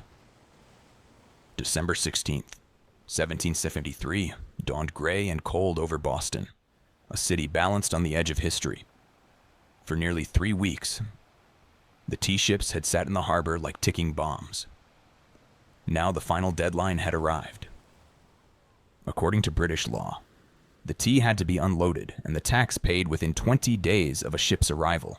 If it wasn't, customs officials could seize the cargo and British troops could be called in to enforce the law. Everyone knew it. Everyone knew what was at stake. If the tea came ashore, the principle was lost. If the colonists allowed it, even once their cause, their claim to rights and liberty would unravel. That morning, thousands of Bostonians and nearby colonists packed into the Old South Meeting House, the largest building in town. Some had walked miles through the icy countryside to be there. The meeting was so packed that men spilled out into the streets, straining to hear the fiery speeches echoing through the halls. Samuel Adams, the iron voice of rebellion, presided over the gathering. Speaker after speaker rose to denounce the Tea Act, to cry out against tyranny, to urge immediate action. But even among the defiance, uncertainty hung heavy. What could be done without sparking outright war? How could they stop the tea without opening the floodgates to brutal retaliation? As the afternoon wore on, riders galloped in with grim news. Governor Thomas Hutchinson remained unmoved. The ships would not be allowed to leave without unloading. The tea would be seized, the tax collected, the king's law enforced. The crowd buzzed with fury. The walls of the meeting house seemed to shudder with the force of it. Yet Samuel Adams stood calmly and spoke the words that signaled the end of debate. This meeting can do nothing more to save the country. A simple sentence. But everyone knew what it meant. There would be no more petitions, no more compromises. Action would be taken. Outside, a war whoop cut through the gathering gloom. The signal. Men disguised themselves quickly, smearing soot on their faces, donning blankets and feathers in crude imitation of Mohawk warriors. It wasn't about fooling anyone. It was about creating a symbol, a message no one could mistake. The deadline had passed. Boston would answer, not with words, but with defiance. As twilight deepened over Boston on December 16th, 1773, the quiet streets began to stir. Figures moved through the shadows. Ordinary men cloaked in rough blankets, their faces blackened with soot, some adorned with feathers. They weren't trying to fool anyone into believing they were real Mohawks. Their disguise was symbolic, an act of shedding their old identities, of taking a stand as something new, something fierce. By the dozens, they made their way to Griffin's Wharf, where the 3 tea ships, the Dartmouth, the Eleanor, and the Beaver, lay anchored. The harbor water churned cold and dark beneath them, thick with the sharp bite of winter air. There was no shouting, no drunken chaos. This was not a riot. It was a mission carried out with calm, ruthless precision. Armed with hatchets and clubs, the disguised colonists swarmed the ships, overwhelming the few crew members still aboard. No harm came to the sailors. They were pushed aside, watched in silence as the operation began. Men split open the wooden chests with practiced blows, the fragrant smell of fresh tea spilling into the cold night air. Others heaved the crates overboard, their heavy splashes echoing across the still waters of the harbor.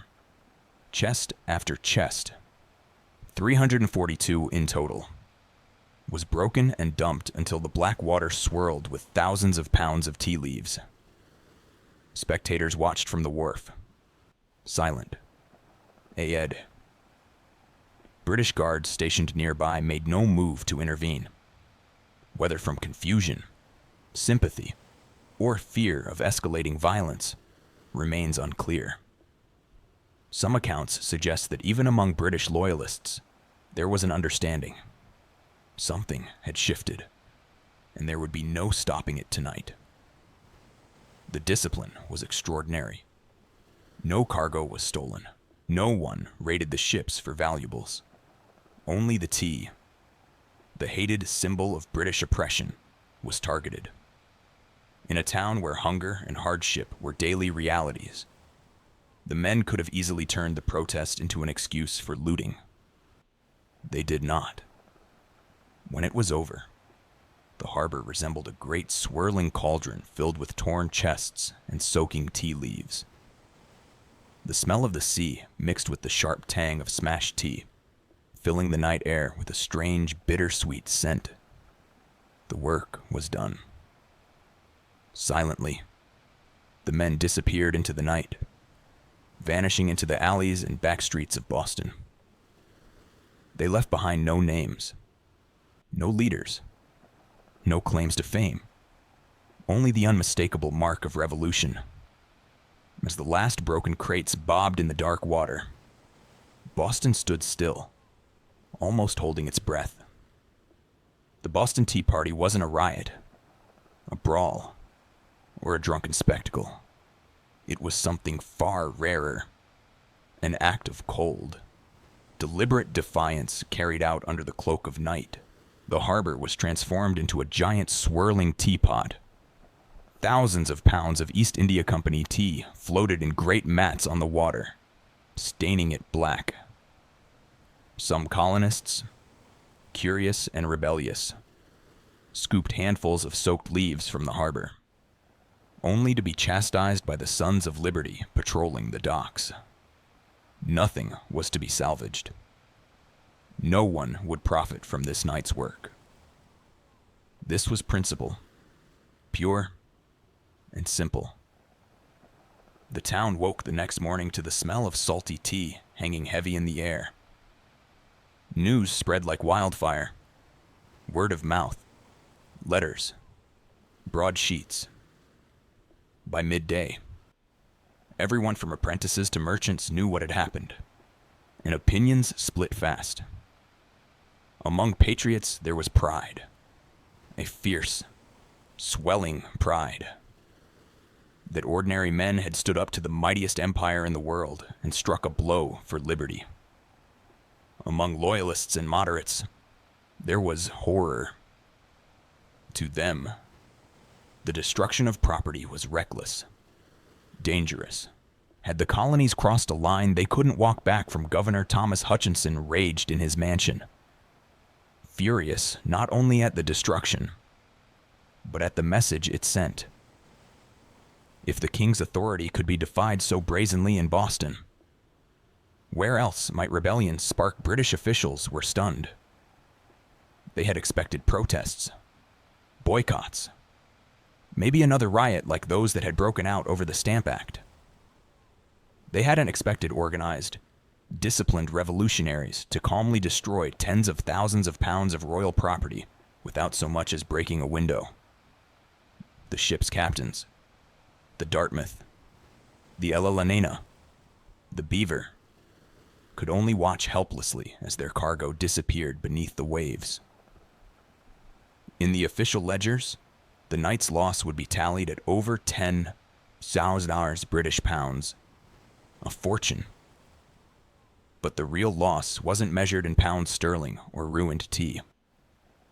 It was measured in trust, in loyalty, in the fragile illusion that Britain still ruled her colonies with consent. The night the tea sank, something deeper rose to the surface. A shared, undeniable truth. The age of peaceful protest was ending.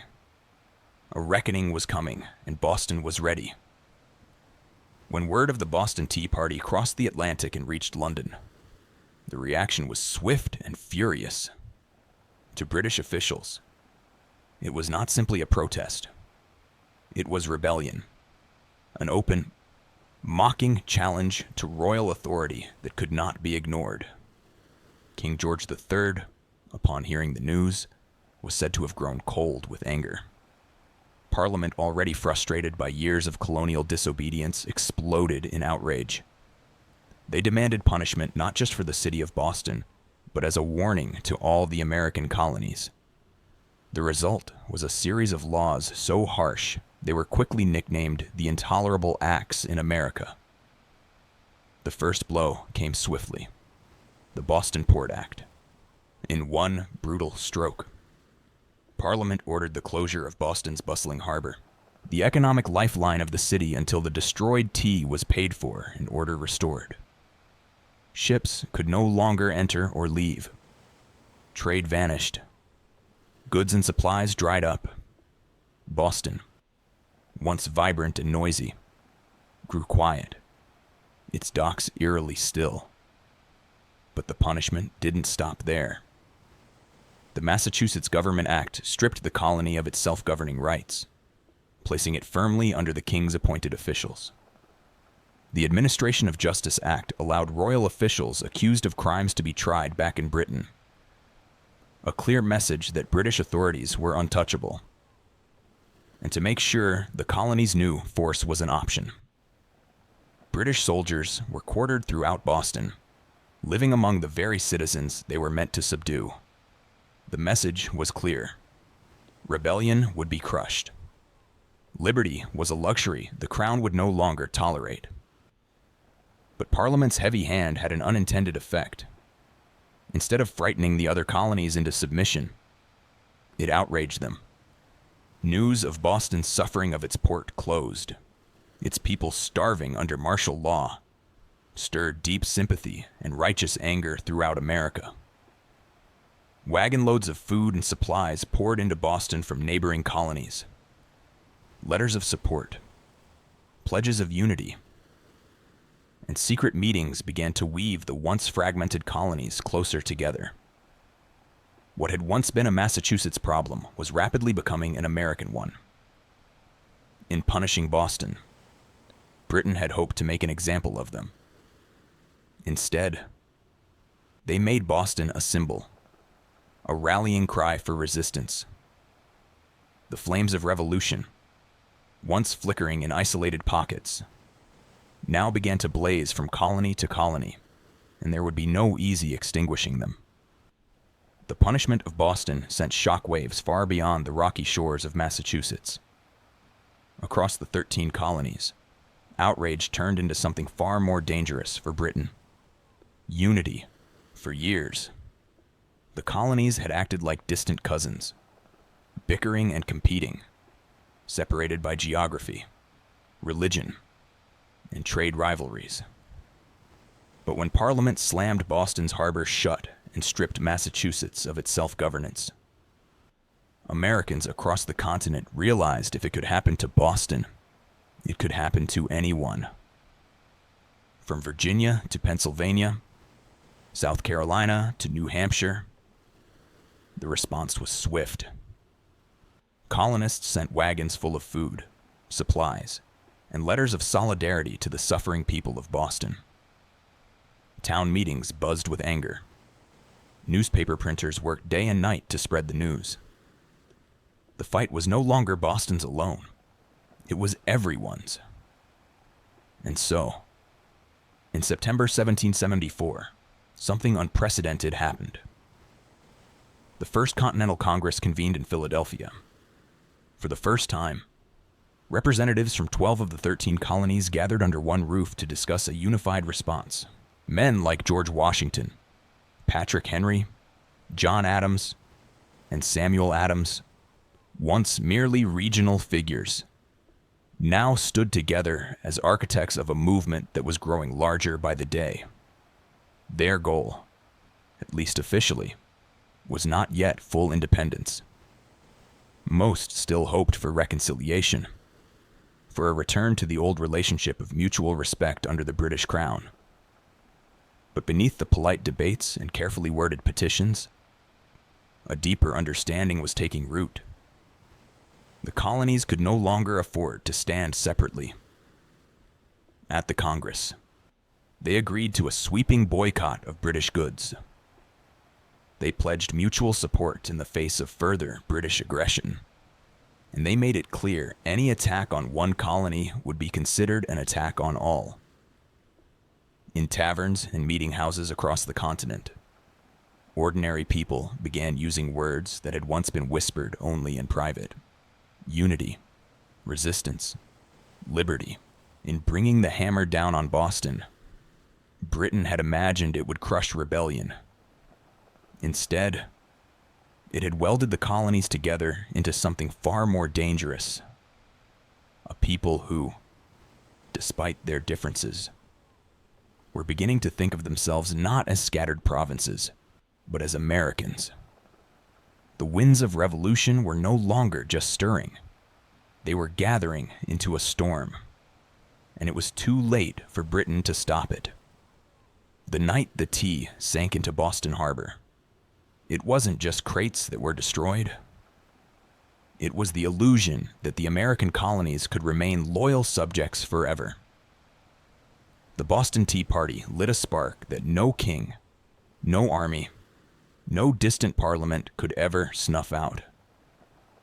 In the months that followed, that spark caught fire across the colonies. What had once been protests, boycotts, and polite petitions hardened into open resistance. Town militias began drilling openly, storehouses filled with powder and shot. Men who had once toasted King George III in taverns now whispered about revolution under the same roofs. Boston became a symbol of sacrifice, battered but unbowed. The more Britain tried to tighten its grip, the more the colonies slipped through its fingers. Every ship that sailed past the closed, silent harbor of Boston was a silent reminder that tyranny had met its match in American defiance. When Parliament passed the Intolerable Acts, they intended to make an example out of Boston to scare the other colonies into submission. Instead, they had created a martyr city, a rallying cry. From Georgia to New Hampshire, colonists realized that their fates were tied together. Resistance was no longer about tea. It was about survival, identity, freedom. By the spring of 1775, the tension reached a boiling point outside Boston, in the villages of Lexington and Concord. British troops sent to confiscate colonial weapons instead found armed farmers. Ordinary men ready to defend their rights with musket fire. The first shots of the American Revolution rang out. A direct line traced back to the moment when men chose principle over profit and dumped a fortune's worth of tea into the harbor. The Boston Tea Party showed the world that revolution doesn't always announce itself with trumpets and banners. Sometimes it starts quietly with a small group of determined people standing in the cold, choosing defiance over fear. In dumping the tea, the colonists weren't just rejecting attacks. They were rejecting an empire. And though the road ahead would be bloody, bitter, and uncertain, one thing had become clear that night in Boston Harbor. The American colonies were no longer loyal subjects. They were something new, something dangerous. They were revolutionaries, and they were just getting started, all before the towering pyramids of Giza, before Mesopotamian cities buzzed with life, before Stonehenge stood against the sky. There was Corral, hidden away in the dry valleys of coastal Peru. Corral rose in silent majesty nearly 5,000 years ago, then faded into near complete oblivion, swallowed by sands and forgotten by history. For centuries, the world did not even know it existed. The Super Valley, where Corral once thrived, seems at first glance an unlikely place for civilization to bloom. The landscape is parched, barren. The river little more than a thin silver thread winding through rocks and dust. To most eyes, it looked inhospitable, a place abandoned by life. Yet, it was here, amid the desolation, that one of humanity's earliest great cities took shape. Corral wasn't just a collection of scattered huts or a temporary trading post. It was a planned city sprawling over 150 acres, filled with pyramids, plazas, residential quarters, and ceremonial spaces. It had scale, purpose, and vision. A complex society blossoming centuries before the Egyptians began stacking stones into pyramids of their own. The people of Corral achieved this without the wheel, without written language, without metal tools. They built massive structures from stone and earth with nothing but ingenuity, communal effort, and the raw power of human will. Yet for thousands of years, Corral's existence remained a secret.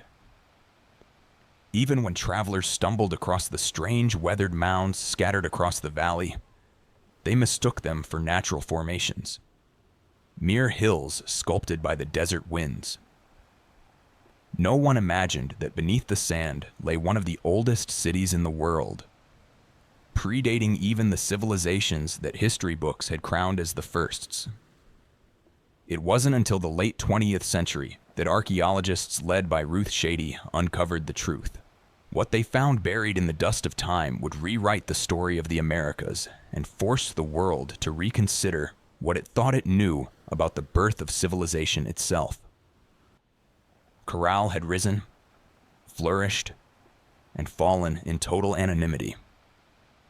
Now, after millennia of silence, its stones are speaking again, whispering of a peaceful, intelligent people who built a world of complexity and wonder in a land where life itself seemed impossible. And this was only the beginning of their story. At first glance, the Soup Valley looks like a place where life should struggle to exist. Harsh winds sweep across endless stretches of sand and stone. The sun beats down mercilessly, drying out the earth, baking the landscape into cracked, brittle sheets. Water is scarce, the river a meandering thread, fighting for survival. To the untrained eye, it is a wasteland, barren, empty, forgotten by the gods. But the people of Corral saw something different. They did not see a desert to be feared. They saw a canvas to be shaped. They recognized the river, however modest, as the lifeblood of possibility.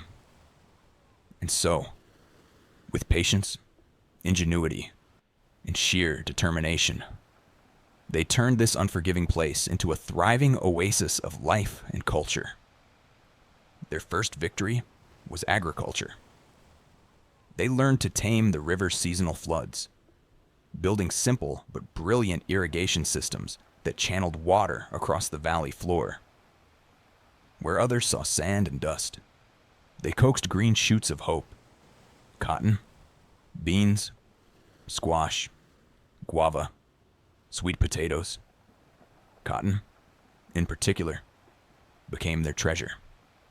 It was spun into fishing nets and textiles, fueling trade with coastal villages and creating bonds that stretched far beyond their desert home. But growing crops was only part of their mastery. The people of Corral understood that survival in the desert required balance.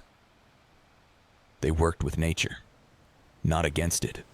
They built their homes and plazas from stone and earth, designed to withstand both scorching heat and the rare, punishing rains that occasionally swept through the valley. They studied the stars and seasons, planning their harvests with the precision of master astronomers. Trade became the veins and arteries of Corral's economy. Dried fish, cotton, fruits, and handmade goods flowed up and down the coast. In exchange, Corral received exotic goods, colorful shells from the Pacific, rare stones from the Andes, ideas from distant peoples. They were not isolated. They were connected. In a land where survival seemed impossible, Corral thrived through intelligence, innovation, and community. They didn't conquer the desert with brute force.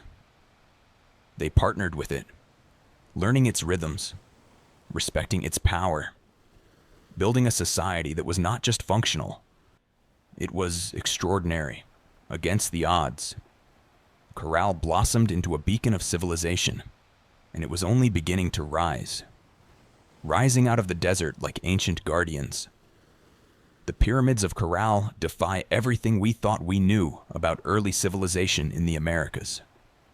These were not small, crude structures built by primitive hands. They were massive, deliberate works of architecture created by a people with vision, organization, and ambition. The centerpiece of the city was the Pyramid Mare, the largest of Corral's monumental structures. It stretched more than 450 chaftir in length and towered nearly 60 eftir above the desert floor. A feat of engineering on par with the early wonders of the ancient world.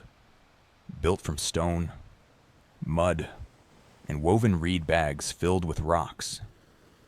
The pyramid was designed not just to endure the harsh climate, but to withstand the punishing earthquakes that occasionally rattled the region. And endure it did, standing silent against wind and time for nearly 5 millennia. But the pyramids of Corral were not tombs. Unlike the massive burial complexes of Egypt, Corral's pyramids served a different purpose. They were centers of ceremony, power, and public life. Temples and gathering spaces crowned their summits, accessible by broad, elegant staircases. Fires once burned atop these platforms, and rituals were held beneath the endless Peruvian sky. At the foot of the pyramids, vast plazas opened up, sunken and circular, inviting thousands to gather for religious ceremonies, political meetings, and communal celebrations. The very design of Corral's cityscape suggested a society that prized community and order, a people deeply connected to one another and to the cosmos. Around the pyramids, smaller residential complexes fanned out, likely home to priests, administrators, artisans, and farmers. The pyramids themselves seem to have been strategically placed, aligned with celestial events, sunrises, solstices, the cycles of the stars. To the people of Corral, architecture wasn't just practical, it was spiritual, mathematical, cosmic. Walking among the weathered stones today, it's almost impossible not to feel a strange sense of awe. These structures were raised without metal tools, without the wheel, without beasts of burden. Yet, they rose with symmetry, scale, and staggering precision. The Great Pyramids of Corral were not built for vanity, nor for war. They were built to connect earth and sky, community and cosmos, humanity and eternity. And they still whisper across the sands, telling a story that refuses to be forgotten. Among the ruins of Corral, there is something profoundly different, something that sets it apart from so many ancient civilizations. No weapons have been found buried beneath its sands. No defensive walls circle its plazas. No mass graves hint at bloody conquest or internal strife. Unlike the kingdoms that rose and fell through war, Corral was a society built on peace. It's a revelation that defies expectations. Here was a civilization that flourished not through violence, but through cooperation, trade, and shared belief. The people of Corral seem to have invested their energy not in armies or fortresses, but in architecture, astronomy, music, and communal life. Their plazas and pyramids weren't monuments to victory over enemies. They were centers of celebration, worship, and governance. This was a civilization that chose to gather rather than conquer, to negotiate rather than destroy. Trade was the lifeblood of Carroll's success. Cotton grown along the fertile riverbanks was spun into fishing nets that were traded with coastal communities. In return, Carol received dried fish, an essential source of protein, and exotic goods from faraway places, colorful shells from the Pacific, precious stones from the highlands, and even rare tropical fruits from distant valleys. This wide network of trade stitched the region together, binding far-flung communities into a peaceful web of mutual benefit. And in the center of it all, Corral thrived as a cultural and economic hub. Religious and ceremonial life played a vital role in maintaining social harmony. The city's grand public spaces and sunken plazas likely served as stages for rituals that united the people under shared spiritual beliefs. Music filled these gatherings. Flutes carved from condor bones, drums made from deer hides, creating soundscapes that echoed across the desert, tying individual lives to something greater. Leadership, too, appeared to rely less on military strength and more on spiritual authority and civic organization.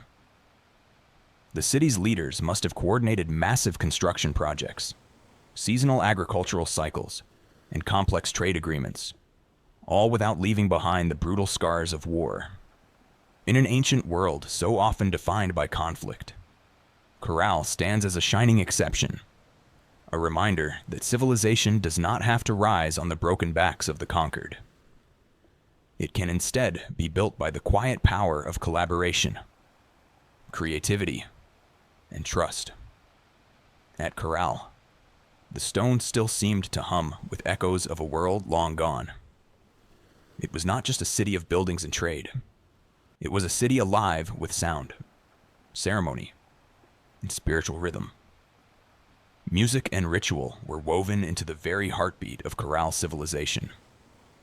Archaeologists digging carefully through the dry sands uncovered a treasure trove of ancient instruments, flutes crafted from the bones of condors and pelicans, whistles fashioned from deer antlers, small drums stretched with animal hides.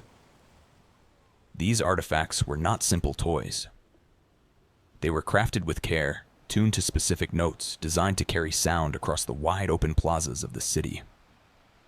In a world without written language, music spoke the language of the soul. Imagine it. The low thrum of drums rising at dusk, flutes keening like the desert wind, feet stamping on the sunken plazas as hundreds gathered under the fading light.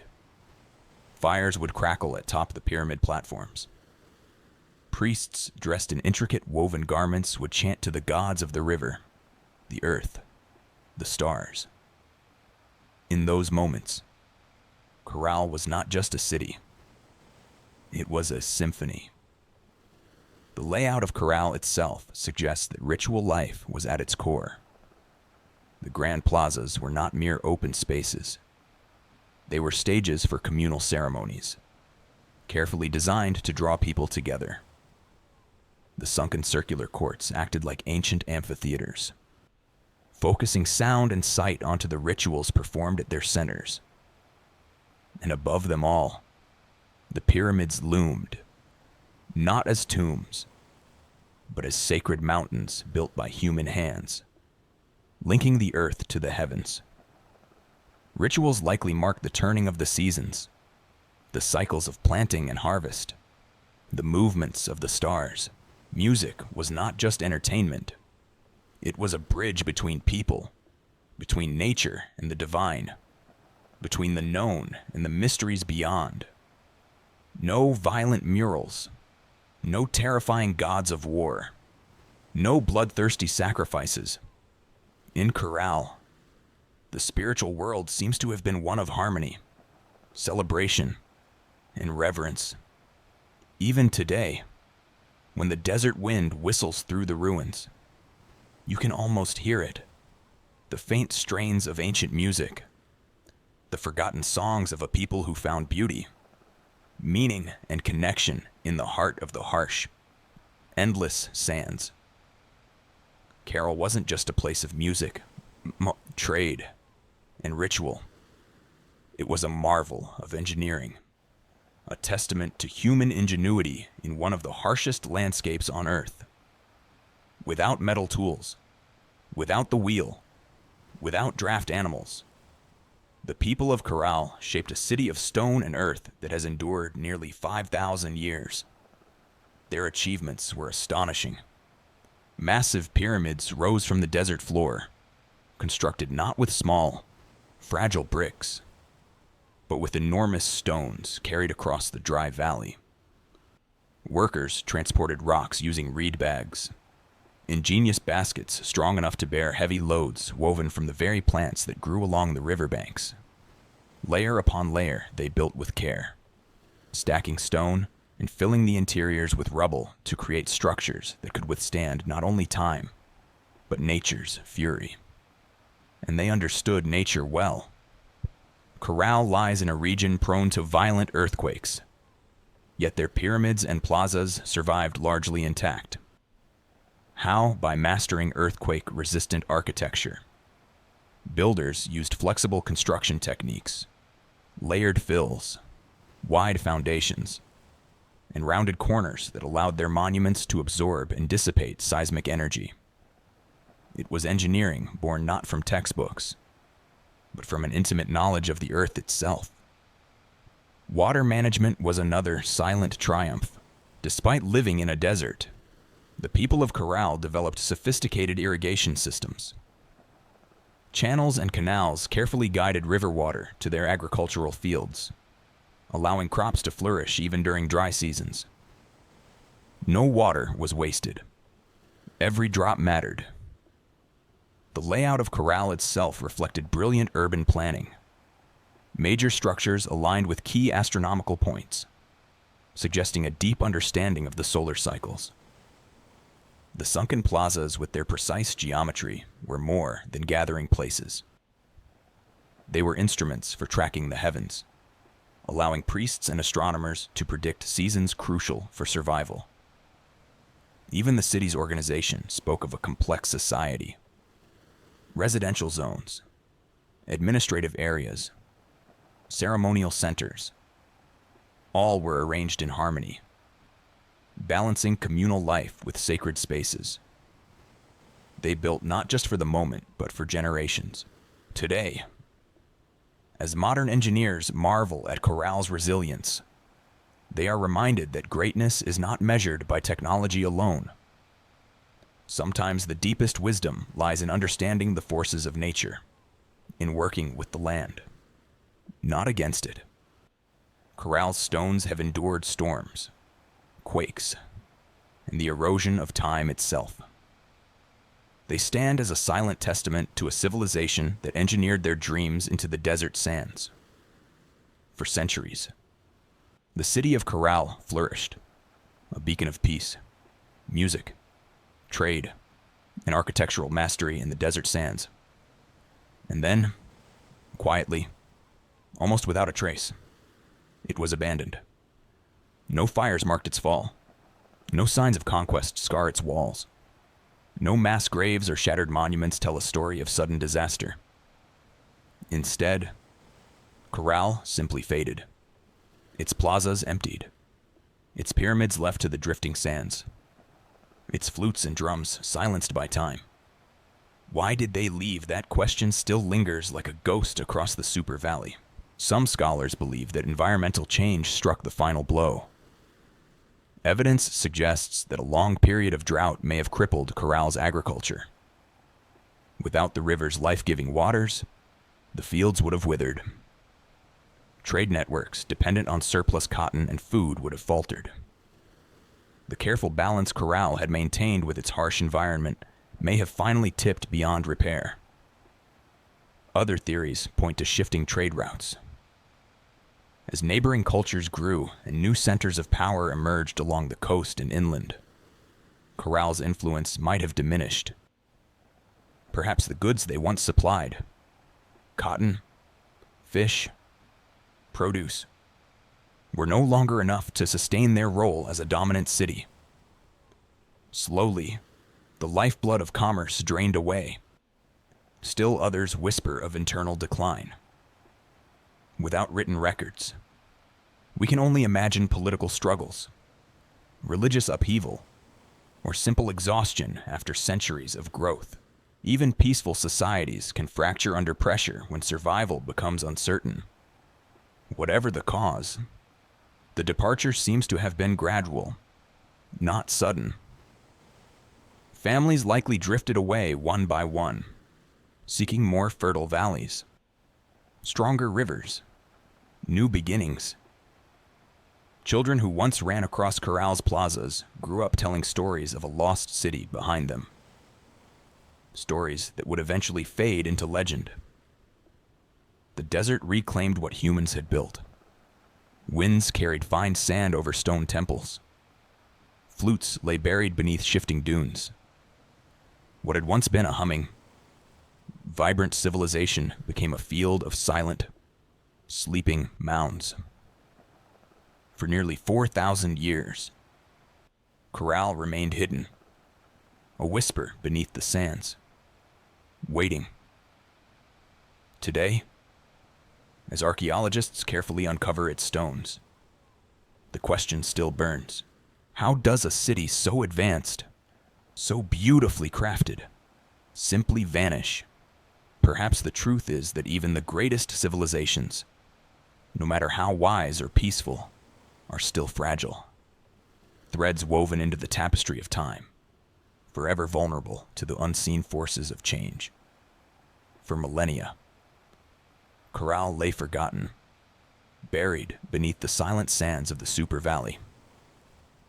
Travelers passed the strange rounded hills that dotted the landscape, never suspecting that beneath their feet lay the ruins of a civilization older than the pyramids of Egypt. To them, these were just natural formations, mounds shaped by the wind and time. It wasn't until the late 20th century that the world would finally hear Corral's voice again. In the 1990s, Peruvian archaeologist Ruth Shady led a team into the Soup Valley, driven by curiosity and a growing sense that these hills might hold secrets no one had yet uncovered. What they found would rewrite the story of human civilization in the Americas. Layer by painstaking layer, the sand was brushed away. Beneath it emerged walls of carefully cut stone, grand staircases, sunken plazas, pyramids, a city far older than anyone could have imagined. Radioarbon dating confirmed the unbelievable. Corral was over 4,600 years old, thriving at the same time as the earliest civilizations in Mesopotamia and Egypt. It was a discovery that shook the foundations of archaeology.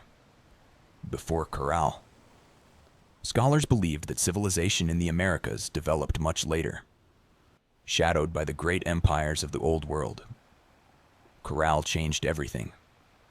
It proved that the Americas had birthed monumental architecture, complex urban life, and social organization independently long before the rise of the Incas or the Mer.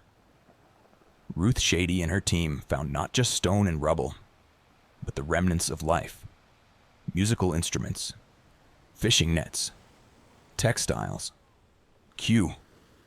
ancient knot records, and even offerings made to the gods. Each artifact told a story of a people who had built a society with vision, intelligence, and profound creativity. Corral's rediscovery was more than an academic triumph. It was a resurrection. A civilization that had slept beneath the desert for thousands of years now stood revealed under the open sky once more. Its plazas kissed by the same winds that had once carried the sounds of flutes and the laughter of children. Today, Corral is recognized as a UNESCO World Heritage Site, a fragile, priceless link to humanity's earliest dreams of building, belonging, and believing. The sands had hidden Corral well, but in the end, the stones endured, waiting for someone to listen, to see, to remember. Carol stands today as a silent giant, a reminder that civilization's roots stretch far deeper than we once believed. Among its pyramids and plazas, The ancient stones whisper a story that reshapes our understanding of humanity's journey.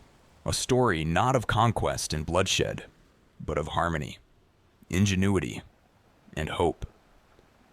Long before the towering empires of Greece, Rome, or even Egypt, the people of Corral were building something extraordinary. They raised pyramids without the wheel. They mapped the stars without written records. They created a thriving society rooted in trade, music, ritual, and engineering, all without leaving scars of war upon the land. In an era often defined by conflict, Corral offers another vision of what civilization can be. A society that valued connection over conquest, knowledge over domination. It reminds us that complexity does not require violence, that greatness is not measured by how many armies march across a battlefield, but by how a community comes together to build, to create, to dream. Carol's legacy reaches far beyond the dry sands of the Soup Valley. It challenges old assumptions that civilization had a single cradle, that urban life and monumental architecture belonged first to the old world. Corral proves that humanity's spirit of innovation and aspiration arose independently in many corners of the earth, shaped by different hands, but driven by the same eternal desires to endure, to celebrate, to reach toward the divine. Today, walking among Corral's weathered ruins, you can almost hear it. The pulse of drums, the low hum of flutes, the murmur of traders bargaining in the plazas, the laughter of children racing through stone alleys under a sky of endless stars. Their lives, their dreams, their stories are still with us, etched into the bones of the earth. Corral teaches us that even when civilizations fall, their spirit can endure, sleeping under sands, waiting to be remembered, waiting to inspire again. In the great timeline of human history, Corral shines not just as a relic of the past, but as a beacon for the future, a reminder that even in the harshest deserts, even under the heaviest sands, the seeds of wonder, wisdom, and peace can take root and build a world that reaches for the stars.